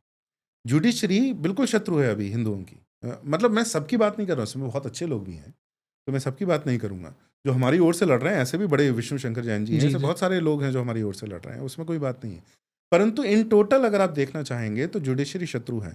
पर ये 30 वर्ष में अगर हिंदू सरकारें रहीं, 6 बार आई, अभी 3 बार आई है, 3 बार और आएंगे, तो ये एक जनरेशन पूरी पुरानी चली जाएगी, जो नई जनरेशन आएगी वो इससे बहुत बेटर हो, ऐसा हो। तो इसलिए ये एक जनरेशन लगता है इसको जाने में। IPS एग्जीक्यूटिव में भी ऐसा, IAS IPS में भी बहुत सारी गंदगी, जो दृष्टि IAS वो जो कोचिंग वाला है, वो कितनी गंदगी फैलाते रहते हैं, वो दिव्य कीर्ति और ये सब, तो वो कौन, वो बहुत बड़ा इन्फ्लुएंस है उनका, बहुत बड़ा प्रभाव है समाज के ऊपर। तो जब तक वो चेंज नहीं होंगे, एक जनरेशन लगती है उसमें जाने में। तब तक ये वो चेंज नहीं होगा। लेकिन ये अपने आप भी नहीं होगा, आपको ट्रेन करना पड़ेगा लोगों को। आपके लोग ऐसे हैं जो आपकी ओर तो हैं लेकिन मूर्ख हैं, उनसे काम नहीं चलेगा। आपको उनको लॉ बहुत अच्छे से आना चाहिए, उनको शत्रु के बारे में बहुत अच्छे से पता होना चाहिए, उनको अपना एजेंडा पता होना चाहिए कि हमें क्या फॉलो करना है। जैसे कॉनराड एल्स ने पहली बार अपनी पीएचडी में, जिसको उन्होंने डिकोलोनाइजिंग द हिंदू माइंड करके एक पुस्तक में लिखा, स्पेसिफिक हिंदू ग्रीवेंसेस, कि हिंदू चाहते क्या हैं, क्या बदलना चाहिए देश के अंदर, एक लिस्ट तो हो क्या क्या करना है। तो उसमें उन्होंने बहुत सारे जो हैं वो चीज़ें वो जो गिनाई हैं, तो और वो कैसे हो और फिर उसको रिप्लेस करके क्या आए, इस पर थिंकिंग अभी तक पूरी हुई नहीं है। यही करना हमारे हिंदू थिंक टैंक्स को अभी बाकी है। तो ये जो अगले 20 साल हैं, 20 साल में आप सबसे पहले ये थिंकिंग भी बहुत डीप कीजिए कि जुडिशरी में जुडिशरी की स्थिति कैसी होनी चाहिए, एग्जीक्यूटिव की कैसी होनी चाहिए, लेजिस्लेचर की कैसे होनी चाहिए, समाज को कैसा होना चाहिए, तो इसमें कैसे कैसे कौन सी नीति के, तो पॉलिसी के ऊपर। तो मेरा जो काम है और हमारे जो साथी हैं वो इस पर भी हम फोकस करते हैं कि हिंदू पॉलिसी क्या हो, करेक्ट, कि हिंदू नीति क्या हो। तो केवल कहने से कि हिंदू होना चाहिए ऐसा नहीं है ना। तो अगर मान लो इकोनॉमी की बात है, अगर मान लो टेम्पल्स के लिए कोई, मंदिरों के लिए कोई नीति है, पॉलिसी है, तो वो पॉलिसी क्या हो, इसके डिटेल्ड स्टडीज़ और इसकी एडवाइजरी होनी चाहिए, इसका कंसल्टेशन होना चाहिए। तो ये करना अभी बाकी है। बाकी 2 दशक में अगर हम सही पथ पर लगे रहे और ये चिंतन अच्छे से किया, तो वो समय आ जाएगा कि जबकि जुडिशरी भी आपकी होगी, वो सिस्टम बदलने में थोड़ा समय लगेगा। And what about innovation? क्योंकि अब जैसे आपने पॉलिसी की बात की, तो एक चीज़ है कि आप ये जान लो कि आपको पॉलिसीज़ क्या बनानी है, आपने को लिस्ट कहा कि वो लिस्ट आपके पास होनी चाहिए, बट मॉडर्न डे में एवरीथिंग अराउंड अस, सब कुछ हो रहा है because of certain platforms which are there. जैसे फॉर एग्जांपल ये पॉडकास्ट जब आएगा ये यूट्यूब पे आएगा, अगर कोई फिल्म आनी है तो वो नेटफ्लिक्स पे आएगी। अब नेटफ्लिक्स का तो क्लियर एजेंडा सबको दिखता है कि बहुत ज़्यादा एक वोक एजेंडा उनका हर फिल्म में आने लगा है आजकल। YouTube is slowly on that path, क्योंकि जैसे फॉर एग्जाम्पल हमने इन द पास्ट एक पॉडकास्ट किया विद एक्स मुस्लिम साहिल, जहाँ पे उन्होंने बहुत सारी बातें कही अबाउट इस्लाम, जो कि डिमोनेटाइज कर दिया उसको, मतलब 2 दिन भी नहीं लगे। And once the video gets demonetize, वो ज़्यादा लोगों तक पहुँचता नहीं है बिकॉज यूट्यूब भी उस पर रेस्ट्रिक्शंस लगा देता है। अब मेरे पास में फिर जरिया ही नहीं है, तो I have to mould my ways, then I have to find another path और completely stop going towards the truth, क्योंकि ट्रूथ अब वो चुभने लगेगा लोगों को। तो मैं फिर एज अ कंटेंट क्रिएटर वो उस तरह का कंटेंट बनाना ही बंद कर दूंगा, because technically at the end of the day everything works on money, and वो चीज़ अगर मुझे पैसा ला के नहीं दे रही है तो I cannot run the team, I cannot run anything that I want to. तो फिर इसके अंदर हम क्या करेंगे? तो ये जब मैं जो इनोवेशन की बात कही, जो नया सोचना है, वही मैं कह रहा हूँ कि वो ब्रेन स्टॉर्मिंग करनी बाकी। जब पॉलिसी की आप बात कर रहे हैं तो पॉलिसी में ऐसा होना चाहिए, बट जो रियलिटी है वो बिल्कुल अलग है। आपको बहुत इनोवेशन करना पड़ेगा, रियलिटी और आपकी जो सोच है वहाँ तक ले जाना। कि यूट्यूब के अगर जैसे चाइना ने इन सब के रास्ते निकाले, उनके बैंड और उनके फिर पैरेलल उनके वो सारे मैकेनिज्म। आपको एक पाथ वो है, एक पथ वो है। दूसरा ये है कि आप, क्योंकि 1.4 बिलियन है और हिंदू 1 बिलियन है, आप भारत के पास बहुत बड़ा पावर है कि वो स्ट्रॉन्ग आर्म करके कई सारी पॉलिसीज यूट्यूब और जो जाइंट्स हैं उनकी अपनी ओर करे। जिस तरह से मैं बताऊं कि बीफ के लिए पूरा भारत अभी भी, कुछ विरोधी हैं लेकिन बड़े स्ट्रांगली सोचता है।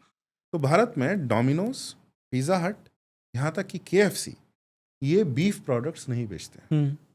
तो बड़ी आश्चर्य की बात है कि केरला में जाके और ऐसे कई स्टेट में जाके जहाँ बीफ खाया जाता है, मैं KFC जाना पसंद करता हूँ, क्योंकि एटलीस्ट वहाँ बीफ नहीं है, दूसरा मांस है परंतु बीफ नहीं है। अब ये हिंदुओं के स्ट्रॉन्ग फीलिंग के कारण ही हुआ है। तो ग्लोबल जायंट जो आपके बॉर्डर क्रॉस कीजिए, पाकिस्तान में बीफ KFC है, डोमिनोज और ये सब वो परोसेंगे, करेक्ट, इंडिया में नहीं करेंगे। इंडिया में उनकी स्ट्रिक्ट नो पॉलिसी है। तो अब ये ग्लोबल जायंट्स भी मुड़े ना आपके लिए। तो आप नीति को ऐसे मोड़ सकते हैं, आप यूट्यूब को भी मोड़ सकते हैं, लेकिन ये नीति कब होगी? जब ऐसे थिंक टैंक, सैकड़ों थिंक टैंक्स ऐसे आएंगे, हजारों थिंकर्स ऐसे आएंगे जो रिसर्च बेस्ड इनोवेटिव पॉलिसीज उसमें लिख के दे रहे हैं कि ऐसा ऐसा किया जा सकता है। और जब कोई सरकार ऐसा करना चाहेगी तो सरकार को नहीं सोचना है, सरकार के पास रेडीमेड पॉलिसीज हैं, उनके पास 10 ऑप्शन है जिसमें से वो चूज कर सकते हैं, हाँ इस पॉलिसी को इम्प्लीमेंट हम कर सकते हैं। तो ये काम सरकार का काम रिसर्च नहीं है। हम सरकार को ब्लेम बहुत आसानी से कर देते हैं हर स्थिति में, पर सरकार का काम ये रिसर्च करना नहीं है। सरकार पॉलिसी के, लेजिस्लेचर क्या करता है, वो पॉलिसी को इम्प्लीमेंट करेगा। MP MLA क्या करेंगे, वो पॉलिसी को इम्प्लीमेंट करेंगे। उसकी एडवोकेसी कौन करेगा? एडवोकेसी आपके समाज में, ये जो जुडिशरी है, जुडिशरी में जो लोअर जो लॉयर्स हैं वो करेंगे। वो एडवोकेसी किस बेस पर करेंगे? वो इस बेस पर करेंगे कि ऐसी रिसर्च है जो ये कह सकती है, जैसे फ्री हिंदू टेम्पल आप कितना भी चिल्ला लीजिए, जब तक आप उनको केस स्टडीज ये नहीं बताएंगे कि हमारे इतने सारे मंदिर हैं जो हिंदू कम्युनिटी ही रन करती है और वो बहुत सुचारू ढंग से चलते हैं, वहाँ बहुत अच्छा सब कुछ होता है, आप उनको दिखाइए तो पूरे बहुत एलैबोरेट स्टडीज भारत के विभिन्न भागों से कि ये हिंदू इनको मंदिरों को जब ये आप उनको दिखाएंगे तो जैसे ही कोई ऐसा मंत्री आया जिसको हिंदू टेम्पल्स फ्री करना है, उसके पास पॉलिसी इंप्लीमेंट करने के लिए रेडीमेड चीज़ होगी। नेता के पास इतना समय नहीं होता कि वो रिसर्च करे, वो शोध करे, शोध के बाद वो एडवोकेसी करे। वो तो उसने अगर ये सोच लिया मुझे करना है तो मेरे पास उस समय ऑप्शन मुझे दो, क्या क्या किया जा सकता है। उसके लिए हमारा समाज अभी तैयार नहीं है। जो मैं पॉलिसी थिंकिंग की बात कर रहा हूँ वो ये वाली थिंकिंग, हमें बहुत सारी ब्रेनस्टॉर्म इनोवेशन करना है। IKS की हम बात करते हैं, इंडियन नॉलेज सिस्टम की। अब स्थिति ये है कि जो कंटेम्प्रेरी नॉलेज सिस्टम CKS बोलते हैं उसको, IKS versus CKS, contemporary knowledge system आपके नॉलेज सिस्टम से, आपकी ज्ञान व्यवस्था से बहुत दूर है। अब उसको ब्रिजिंग अभी कैसे करनी है? फॉर एग्जाम्पल मैं एक उदाहरण दे रहा हूँ कि सोशियोलॉजी और एंथ्रोपोलॉजी ये गलत क्लासिफिकेशन है, होना ही नहीं चाहिए। उन्होंने बहुत गलत उसकी डेफिनेशन दी, जिसके कारण भारत में इस क्लासिफिकेशन के कारण भारत में कन्वर्जन हुए। सोशियोलॉजी को उन्होंने डिफाइन किया the science with which you study your own society, anthropology is the science with which you study the other. और भारत में जिनको ये ST कहते हैं उनके ऊपर उन्होंने एंथ्रोपोलॉजी इंप्लीमेंट की और बाकी समाज के ऊपर सोशियोलॉजी इंप्लीमेंट की। ओके, तो just by academic discipline defining you are saying that ST are not Hindus, they are not Indians, they are not Hindus. और जो है आप, ये आपकी सोसाइटी। अब देखिए क्लासिफिकेशन वही समस्या। तो आपको मैं ये कह रहा हूँ कि यहाँ पर आपको नोमेनक्लेचर कौन से विषय कौन से होने चाहिए आपको बदलने का आवश्यकता है। परंतु जब आपने एक नया क्लासिफिकेशन दे दिया, नया वर्गीकरण दे दिया, उस वर्गीकरण के ऊपर आपने विषय जो है विश्वविद्यालय में ले आए, उसके बाद वो बच्चे पढ़ के निकलने भी लगे आगे। अब वो पढ़ने के बाद उनकी नौकरी है क्या, वो करेंगे क्या? आपको मार्केट से जो इंटरफेस है वो आपको तय करना पड़ेगा। यहाँ इनोवेशन की आवश्यकता है। तो आपको जब IKS को जब आप इम्प्लीमेंट करोगे तो अब IKS CKS बहुत दूर है। इनको ब्रिज करने के लिए प्रैक्टिकल बहुत सारे बीच में प्रॉब्लम्स हैं। जैसे what is the Hindu idea of education. अभी हम धर्मपाल के उनको कोट करते रहते हैं। धर्मपाल ने ये बताया है कि हम बहुत पढ़ाते थे, हम सबको पढ़ाते थे, केवल ब्राह्मण नहीं, शूद्र, ये सब जिनको आप कहते हैं, सारे क्लासेस से पढ़ाते थे। But Hindu idea of education क्या है, ये अभी तक केस स्टडीज हमारे उसमें जाके नहीं हुए हैं। आज भी अग्रहारम है, आज भी जो गुरुकुल चल रहे हैं जो बहुत प्राचीन काल से चल रहे हैं, क्या किसी ने सिस्टमैटिक स्टडी की है उनमें से किसी एक क्लस्टर की? अभी तक ये सब काम नहीं हुआ है। ये काम आगे होना बाकी है। तो पॉलिसी में ये काम आगे अभी होने बाकी है। हमें इस दिशा में सोचना आरंभ करना चाहिए। ओके, और काम करना आरंभ करना चाहिए। बट अगर हम काम करना शुरू करते हैं तो how many years do you think कि मतलब? देखिए मैं कोई एक तो नहीं कह सकता, पर मैं ऐसा कह सकता हूँ कि पॉलिसी में मैं अपने काम के मैं एक आपको उदाहरण दे सकता हूँ कि मैं जो काम, हम 2-3 विषय में मैं काम कर रहा हूँ। एक तो कि इंटरनेशनल रिलेशंस और जियो पॉलिटिक्स। पॉलिसी में कहते हैं इकोनॉमी सबसे बड़ा डिसिप्लिन है, जिसको मैं इसको डिस्प्यूट करता हूँ। और उसको डिस्प्यूट करने के लिए मैं प्रॉपर स्टडी कर रहा हूँ। इंटरनेशनल रिलेशंस और जियो पॉलिटिकल अरीना में रिलीजन कितना मैटर करता है, पॉलिसीज़ कितनी इंपॉर्टेंट हो जाती हैं, पॉलिसी में रिलीजन कितना इंपॉर्टेंट हो जाता है, फैक्टर इन करना, इसके ऊपर मैं स्टडी कर रहा हूँ। इसका कोई एग्जांपल दे सकते हो आप कि रिलीजन क्यों इंपॉर्टेंट हो जाता है यहाँ पे? देखिए अगर आप पाकिस्तान की पूरी स्टडी करें और एक एक उनके जो मिलिटरी डिक्टेटर्स आए हैं, तो उनके हर मिलिटरी डिक्टेटर को बहुत अच्छे से पता था इस्लाम क्या है, पाकिस्तान का एग्जिस्टेंस ही इस्लाम के लिए हुआ है। और इसलिए उनकी पॉलिसी, भले ही वो अपने सेल्फ डिस्ट्रक्टिव हैं, लेकिन वो इंडिया के अगेंस्ट बहुत सक्सेसफुल रहे हैं। तो इसमें रिलीजन बहुत बड़ा फैक्टर रहा है। पाकिस्तान एक सेल्फ डिस्ट्रॉइंग सोसाइटी है। अब अगर आप कहेंगे कि economy is the supreme principle, तो पाकिस्तान की पूरी ट्रेजेक्टरी आपको समझ में नहीं आएगी। तो you will actually fail to understand the history of Pakistan and the nature of Pakistan if you think that economy is the principle, is the overarching principle in policy, because in Pakistan it has not been so. But ऐसे तो बहुत specific कुछ देश होंगे ना, सब तो नहीं होंगे? नहीं, बहुत सारे आपके देश के अंदर भी ऐसा होता है। जैसे एक अभी एक केस आया था चुनाव में कि मोदी सरकार ने एक ऐसा गांव था जो कम्प्लीटली मुस्लिम था, वहाँ कुछ कितने 200 घर बनाए, उसमें से एक ने भी मोदी सरकार को वोट नहीं। तो ये इकॉनमी के ऊपर वो वोट नहीं कर रहे हैं, वो किसके ऊपर, वो उनके लिए रिलीजन उससे इम्पोर्टेंट। मैं यहाँ समझने की बात कर रहा हूँ। पॉलिसी में रिलीजन अगर फैक्टर नहीं होगा तो आपको ये बिहेवियर समझ में नहीं आएगा कि वो इकोनॉमिक पॉलिसी जो उनको ऊपर ले जाएं, उसको भी वो फॉलो नहीं करना चाह रहे हैं, पालन उसका नहीं करना चाह रहे हैं, क्योंकि रिलीजन उनके लिए मोस्ट प्राइमरी है। नॉर्थ ईस्ट में जो सारा कन्वर्जन हुआ है, आज 4 क्रिश्चियन मेजॉरिटी स्टेट, एक डाउटफुल है, 3 बिल्कुल स्पष्ट है, मेघालय, मिजोरम, नागालैंड। मिजोरम और नागालैंड 90% से ऊपर है, मेघालय कुछ 75 to 80% है। कहते हैं कि अब अरुणाचल भी 50% पहुंच गया, राइट। और इतना बड़ा जो स्टेट है। अगर आपके पॉलिसी में क्रिश्चियनिटी, क्रिश्चियन मिशनरी का थ्रेट इम्पॉर्टेंट होता तो आप ऐसे कुछ पॉलिसीज इंप्लीमेंट करते जिसमें उनको रोका जाता, पर आपने ऐसा किया ही नहीं। उसके लिए पूरा एक आपके कंट्री का एक पूरा हिस्सा, आपके देश का एक पूरा भाग एंटी नेशनल मिलिटेंट एक्टिविटीज़ में एक्टिवेट हो गया, और उसका एक कारण है कि उसमें कन्वर्जन उसका बहुत बड़ा एक रीज़न है, बहुत बड़ा कारण है। तो ये अगर पॉलिसी रिलीजन को फैक्टर इन करती, मैं ये नहीं कह रहा हूँ कि रिलीजन इज द ओवरआर्चिंग, वो एक फैक्टर इन करना फैक्टर है, जरूरी बट वेरी इंपॉर्टेंट फैक्टर है इन मैनी स्फीयर्स। वो आपको अगर मानना आपने बंद कर दिया तो आप अंधे हो जाएंगे, और आपकी पॉलिसी आप कितनी भी आप वो कर, जैसे हमने जो पाकिस्तान को तोड़ा, सहायता की बांग्लादेश बनाने में, तो हमने सोचा ये समस्या तो सुलझ गई, करेक्ट। पाकिस्तान तो ये नहीं रहा। पर आपको ये समझ में नहीं आया कि उनका कैरेक्टर भी तो, उनका चरित्र भी तो इस्लामिक ही है, और वो इस्लामिक जिहाद वो भी वो कर रहे हैं। आज 72 के बाद जितना हिंदुओं के साथ अत्याचार हुआ है वो उसके पहले नहीं, उसके बाद में और भी अधिक हुआ है। आज भी वहाँ हिंदुओं का जेनोसाइड हो रहा है, जबकि वो पाकिस्तान तो नहीं है, वो तो बांग्लादेश है, लेकिन उसके बाद भी वो हिंदुओं का जेनोसाइड कर रहे हैं। तो ये पॉलिसी में अगर रिलीजन फैक्टर होता तो आप ये समझते कि बांग्लादेश बनाना ही इस प्रॉब्लम को सॉल्व करना नहीं है, ये फ्रेंड नहीं बन जाएंगे केवल इसके कारण। तो इस तरीके से पॉलिसी में कई और वो है। दूसरा, कंस्ट्रक्टिव पॉलिसीज।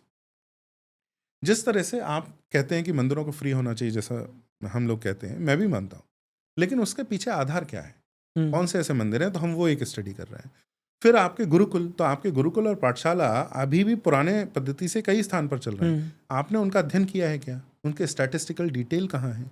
उनके ऊपर पॉलिसी बनेंगी, पहले तो आप रिसर्च करेंगे, फिर उसके ऊपर पॉलिसी बनेंगी, फिर एडवोकेसी होगी, फिर जाके वो इम्प्लीमेंट होगा पॉलिसी की तरह। ये प्रोसेस है।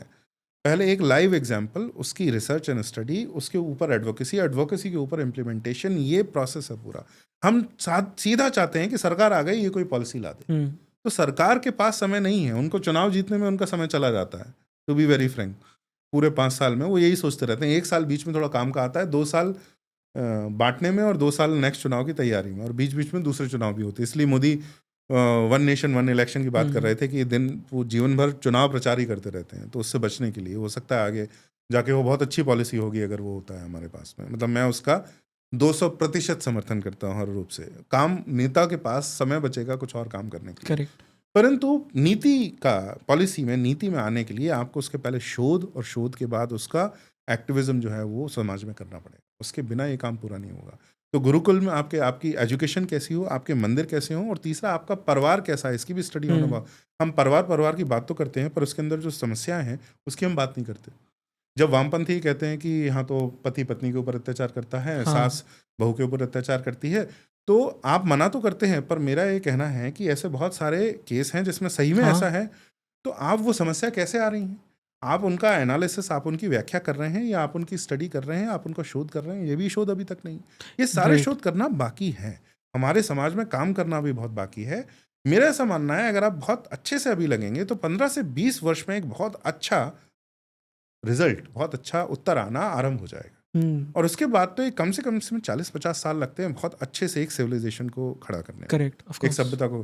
पर 15 वर्ष तो मिनिमम आपको लगते हैं जब ये काम, तो जैसे मेरा खुद का स्वयं का मेरा कमिटमेंट है कि 10 वर्ष में मैं ये 3 मेजर भारत हिंदुओं के इंस्टीट्यूशन, गुरुकुल, मंदिर जिसका हमने आरंभ कर दिया है, फिर गुरुकुल और परिवार, इन तीनों को अच्छे से केस स्टडीज करनी है। राइट। दूसरी ओर इंटरनेशनल रिलेशन और geopolitics as if religion mattered, वो पॉलिसी कैसी हो रिलीजन को फैक्टर इन करते हुए, वैसा नए बुक्स, नए पैराडाइम लिखना अब बहुत इंपॉर्टेंट है। जैसे आप जियो पॉलिटिक्स में बुक्स पढ़ें, पाकिस्तान को they treat it as just another country. ऐसा नहीं है जी, वो पूरा देश आत्मदाह करने को तैयार है, वो नष्ट होने के लिए तैयार है इस्लाम की सर्विस में। तो ये प्रकृति आपको समझनी पड़ेगी, ये क्यों ऐसा कर रहा है। ये तो हमने बहुत रिसेंटली देखा भी, जब ऑप सिंदूर चल रहा था, we clearly saw that, but still कोई बिलीव नहीं करता उसमें। वो उनका सिविल सोसाइटी देखिए, खाने को नहीं है, भूखे मर रहे हैं, लेकिन अगर आप उनसे भी पूछेंगे, बोले हाँ भारत पे हम सही अटैक कर रहे हैं। करेक्ट। द भारत को प्रॉब्लम तो इज ऐसे कि करना मतलब हम सोचते हैं कि उनके जो मिनिस्टर्स है या जो आर्मी है, पॉलिटिशियंस या आर्मी जो है, सिर्फ वो उस तरह से सोचती है, सिविल सोसाइटी नहीं सोचती। But that is the biggest problem, हाँ, हाँ, हाँ, because Islam is so deeply entrenched and हाँ, the Islam is versus everyone else, तो वो प्रॉब्लम तो होगा ही फिर। वो होता है। तो ये जब तक आपको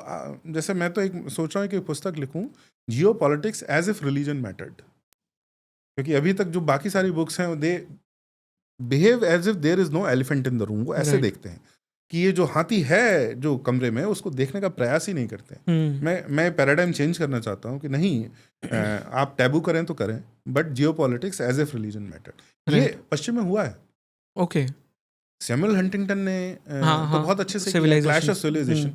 अब उसको यूनिवर्सिटीज में, अरे वो पराया है, ऐसा है, वो नहीं पढ़ाया जाता, पर उसकी जो बात है एक एक बात सही रही है। और उसी के साथ में दो लोग थे, दो बड़े पॉलिसी में बड़े फेमस, उसमें फ्रांसिस फुकुयामा, करेक्ट। हाँ, है ना। उन्होंने एंड ऑफ हिस्ट्री करके एक बुक लिखी Right. जिसमें कहा कि अब तो कोई ये कम्युनिज्म को फॉलो हो गया है, अब तो कोई आइडियोलॉजिकल बैटल्स नहीं होंगे, अब तो सब प्रेम होगा, व्यापार होगा, सब रहेंगे इस तरह का इतिहास। मतलब एंड ऑफ हिस्ट्री का ये नहीं कह रहा है कोई कुछ घटना ही नहीं होगी, उसका कहना ये है कि अब इस तरह की लड़ाइयाँ नहीं होंगी। विद इन 10 ईयर्स, 10 साल के अंदर लादेन 9/11 कर देते। करेक्ट। और वहीं हंटिंगटन भी उसी समय पुस्तक लिखता है जो ठीक उल्टा कह रहा है कि अब ये 6 धड़ों में बढ़ जाएगा, और आज वही सही है। उसने इस्लाम को अलग, अफ्रीका को अलग बोला है, तो अफ्रीका एक अलग, वो मेरा एक ऐसा यूनिट नहीं है क्योंकि वो भी ईसाइयत और इस्लाम में बटा हुआ है। पर उसने कहा कि पश्चिमी जगत में रूस ऑर्थोडॉक्सी अलग और प्रोटेस्टेंट कैथलिक, मतलब वेस्टर्न यूरोप और अमेरिका अलग, चाइना, इस्लाम, इंडिया, और ये 6 धड़े उन्होंने, और अफ्रीका करके Right. 6 धड़े। आप Africa I am not very sure about, but बाकी 5 धड़े तो ऐसे ही काम कर रहे हैं। चाइना अलग लगा हुआ है डोमिनेट करने के लिए, इंडिया का अलग है, रशिया की अलग पॉलिसी है, वेस्टर्न यूरोप की अलग है, इस्लाम की अलग है। तो ये ठीक वैसा ही है। तो आज सैमुअल हंटिंगटन ने बिल्कुल, और उन्होंने एक तरह से स्वयंभू शत्रुवध किया है। क्लैश ऑफ सिविलाइजेशन में वो ये बता रहे हैं कि अमेरिका के शत्रु कौन है। हु आर वी, एक उन्होंने पुस्तक लिखी उसके बाद, Correct. जिसमें वो अपने स्वयं को डिफाइन कर रहे हैं कि अमेरिकी क्या है। तो ये एक्सरसाइज तो समय समय पर हर सभ्यता को करनी पड़ती है। जब भी कोई उठना चाह रहा है, ऊपर उठना चाह रहा है, तो उसको ये करना ही पड़ेगा। तो सैमुअल हंटिंगटन ने किया है। वहाँ पर ऐसे विचारक आए हैं। वहाँ रॉजर स्क्रूटन, जो यूके के बहुत बड़े कंजर्वेटिव फिलोसफर हैं, उन्होंने जीवन के हर आयाम पर, कला, विज्ञान, ज्ञान, सब पर लिखा है। हमारे यहाँ रॉजर स्क्रूटन है क्या? अभी कोई भी नहीं है। तो हमारे साइड से ये लोग आना अभी आवश्यक है। हमें कला पे भी बोलना, आपकी हिंदू मत कला का क्या है, पश्चिमी कला को हम कैसे देखते हैं, रेनेसा का हिंदू व्यू क्या है, इनलाइटनमेंट का हिंदू व्यू क्या है, ज्ञानोदय को हम कैसे देखते हैं, पुनरुत्थान को हम कैसे देखते हैं, वो उस पर हमारी क्या दृष्टि है। Correct. तो इस पर डेफिनेटिव ग्रंथ आने चाहिए, चिंतन होना चाहिए, हमारे चिंतकों को इस पर लिखना, सोचना चाहिए। नीति तो लास्ट स्टेप है। आप लास्ट स्टेप पे नेताओं को तो ब्लेम करते हैं। मैं ये नहीं कर रहा हूँ वो चोर हैं, उचक्के हैं, बेईमान हैं, सब हैं, मैं सब मान रहा हूँ, मैं उनको दूध का धुला नहीं कह रहा हूँ, पर वो तो अंतिम स्टेप है, इम्प्लीमेंटेशन। और उनके पास समय नहीं है कि आपके ये शोध करके वो करते रहें। उनको तो जब उसको नेता को लगा ये 1 हफ्ते के अंदर ये पॉलिसी करनी है, वो उस समय कह रहा है मुझे लाइए क्या 10 ऑप्शन, क्या उसके पास नहीं है समय। उसमें अगर उसको अच्छा मिल गया कर देगा, नहीं तो ही विल मूव ऑन, वो दूसरी नीति पर चला जाएगा। तो इसके लिए आपके समाज को जो अभी बहुत कुछ कार्य करना बाकी है वो हमें करना चाहिए। Correct. अपना कार्य हमें पूरा करना चाहिए। इज दिस द रीजन आपने पुस्तक में भी एक चैप्टर जो डेडिकेट किया है शत्रुबोध में, which is about Hindu view of monotheistic religions वाला जो एक वो चैप्टर है, इज दिस द रीजन की मतलब हिंदूज किस तरह से देखते हैं? जो मैंने पुस्तक में बार बार एक सेंटेंस का प्रयोग किया, एक वाक्य का, Hindus need to have an opinion on everything and everyone under the sun. आप विश्वगुरु कैसे बनेंगे, पहले you need to get hold of the narrative. आपको कुछ अगर कोई मत ही नहीं है किसी के बारे में, तो आप विश्वगुरु होने का क्लेम नहीं कर सकते। जैसे मैं आपको एक उदाहरण दूं, मैं अगली पुस्तक मेरी नॉर्थ ईस्ट पर है। मैं हर महीने वहाँ 15 दिन रहता हूँ, लोगों के साथ रहता हूँ, शोध करता हूँ, पढ़ता हूँ, वहाँ रहता भी हूँ। तो नागालैंड में, जैसे लोगों को पता नहीं होगा, नागा कोई ट्राइब नहीं है। नागालैंड में, नागा जैसे हर डिस्ट्रिक्ट में अलग अलग ट्राइब है, उनकी अलग अलग भाषा है। जो बर्मा बॉर्डर पे खिमिंगन ट्राइब है, अथवा एक और ये कोनियाक ट्राइब है, ये कहते हैं कि जब अंग्रेज आए थे तो उनको, आज भी उनके जो अधिकतर लोग हैं उनको ये पता नहीं है कि उनकी जो नागालैंड की कैपिटल है कोहिमा, वहाँ अंगामी रहते हैं। और ये जो तमजे निम्ना अलोंग नहीं है, जो मोटे से वो बड़े फनी पॉलिटिशियन है, वो आओ हैं। ये वेस्टर्न नागालैंड के पार्ट हैं और ये बड़ी रिच ट्राइब्स हैं। उन लोगों को इनके अस्तित्व के बारे में ही नहीं पता। वहाँ आप गांव में जाइए तो उनको पता ही नहीं है कि आंगामी आओ कुछ होते हैं, आधे लोगों अच्छा। को। हाँ, और इनको उनके बारे में नहीं पता है। ऐसा Okay. कई लोगों ऐसे आपको अभी भी मिलेंगे। परंतु बेल्जियम में ब्रुसेल्स के पास में एक इंस्टीट्यूट है, आप देखिए नाम, इंस्टीट्यूट फॉर अनरिप्रेजेंटेड पीपल, जिसमें आंगामी के ऊपर भी पूरी फाइल है और खिमिंगन के ऊपर भी पूरी फाइल है और कोनियाक के ऊपर भी पूरी फाइल है। उनको इंटरेस्ट है कि नागालैंड के अंदर कितनी ट्राइब हैं, वो कितनी कन्वर्ट हो गई हैं, उनके कल्चर क्या है, उनकी Okay. हिस्ट्री क्या है। लेकिन आपको अपने बारे में अभी कितने मेनलैंड इंडियंस को ये पता है कि नागा जैसी कोई ट्राइब नहीं है, बहुत कम होंगे। कि हर डिस्ट्रिक्ट के एक अलग ट्राइब है, उनकी अलग ही भाषा है, ये लोगों को नहीं पता। पर वो बेल्जियम में जो इंस्टीट्यूट है उनको पता है। उन्होंने विश्व को रूल ऐसे ही किया है, विश्व राज ऐसे ही किया है, to by having a narrative on everything and everyone under the sun. Correct. इसके लिए आपको ओपिनियंस डेवलप करने पड़ेंगे। ओपिनियंस के लिए आपको रिसर्च करनी पड़ेगी। ओपिनियंस ब्लैंक होंगे तो काम नहीं चलेगा। उसके लिए आपको शोध करना पड़ेगा, पढ़ना पड़ेगा, सीखना पड़ेगा और वहाँ जाके करना पड़ेगा। खाली ये किताबी पढ़ाई नहीं है, आपको उन लोगों के बीच में जाकर रहना पड़ेगा। देखिए हमारे शत्रुओं ने किया, अंग्रेज जब आए तो मिशनरी ऐसे ऐसे स्थान पे गए जहाँ पर पहले कोई विदेशी आज तक कोई गुरा नहीं गया था। जाते ही वहाँ एक चर्च बनाते हैं, वहाँ एक प्रिंटिंग प्रेस सेटअप करते हैं, उस भाषा को सीखते हैं। 2 साल के अंदर उसमें बाइबल, जन की लिपि ही नहीं है, जो स्क्रिप्ट ही नहीं थी जिनकी, आप वहाँ पर कोई और बुक तो छोड़ दीजिए, वो लिखना पढ़ना ही नहीं जानते थे, उनसे वो भाषा सीखते हैं, लिपि क्रिएट करते हैं, कि स्क्रिप्ट क्रिएट करते हैं, स्क्रिप्ट में ट्रांसलेट करते हैं बाइबल, उनकी लैंग्वेज में बाइबल प्रिंट करके उनको बांटते हैं। उन्होंने अपने जीवन में पहली बुक ही बाइबल देखी है अपनी उसमें। इतना परिश्रम करने पर उनको निश्चित ही फल मिलेगा। करेक्ट। तो जब आप ये परिश्रम करने लगेंगे तो आपको भी फल मिलेगा। तो आप क्यों नहीं कर रहे हैं ऐसा? तो अब समय तो आ गया है। अब तो 2014 के बाद जो कई लोगों ने कहा स्वतंत्रता हो चुकी है हमारी, तो अब हम 11 वर्ष हो चुके हैं हमें स्वतंत्रता को, अब समय आ चुका है। तो अब आप अपना काम तो करेंगे कि कब तक ये कपड़े फाड़ के हम बस इनको ही ब्लेम करते रहेंगे कि मोदी ने ये नहीं किया, इन्होंने ये नहीं किया, उन्होंने वो नहीं किया। इसको करने से कुछ बहुत कुछ आपको प्राप्त नहीं होने वाला। Right. Okay, I think there is मतलब बहुत सारी और चीज़ें जो मुझे डिस्कस करनी है बुक में से, बट ऑफ कोर्स मैंने जैसे कहा था कि आपके साथ में एक पॉडकास्ट इज़ नॉट इनफ, क्योंकि एक बुक डिस्कस करने के लिए वो एक पॉडकास्ट इनफ नहीं है। तो gate to know you properly and the ideas that you have, उसके लिए मल्टीपल हमें करने पड़ेंगे, एंड आई एम श्योर कि हम वो करेंगे। नाउ दैट आई नो कि आप दिल्ली काफ़ी फ्रीक्वेंटली जाते हैं, तो वहाँ पर भी हम प्लान कर सकते हैं। But sir, thank you so much इस पूरे कॉन्वर्जेसन के लिए। आई थिंक हमने स्वयं बोध वाले पार्ट को बहुत अच्छे से जाना इस कॉन्वर्जेसन में, एंड शत्रु बोध के भी कुछ एलिमेंट्स को हमने जाना। आई वुड अर्ज पीपल की प्लीज़ बाय दिस बुक, क्योंकि जितना मैं पढ़ पाया बुक को इस पॉडकास्ट के पहले, there were so many things जो मुझे नहीं पता थी, and I am someone who takes pride in being a Sanatani, and still मुझे नहीं पता थी। तो of course there is so much to be explored, and books like these are very important, क्योंकि वो एजुकेट कर रही है एक तरह से आपको ये जानने में कि आप कौन हो और आपको किसके अगेंस्ट खुद को बचाना है, खुद के धर्म को बचाना है। So sir, thank you so much for writing the book and for this conversation as well.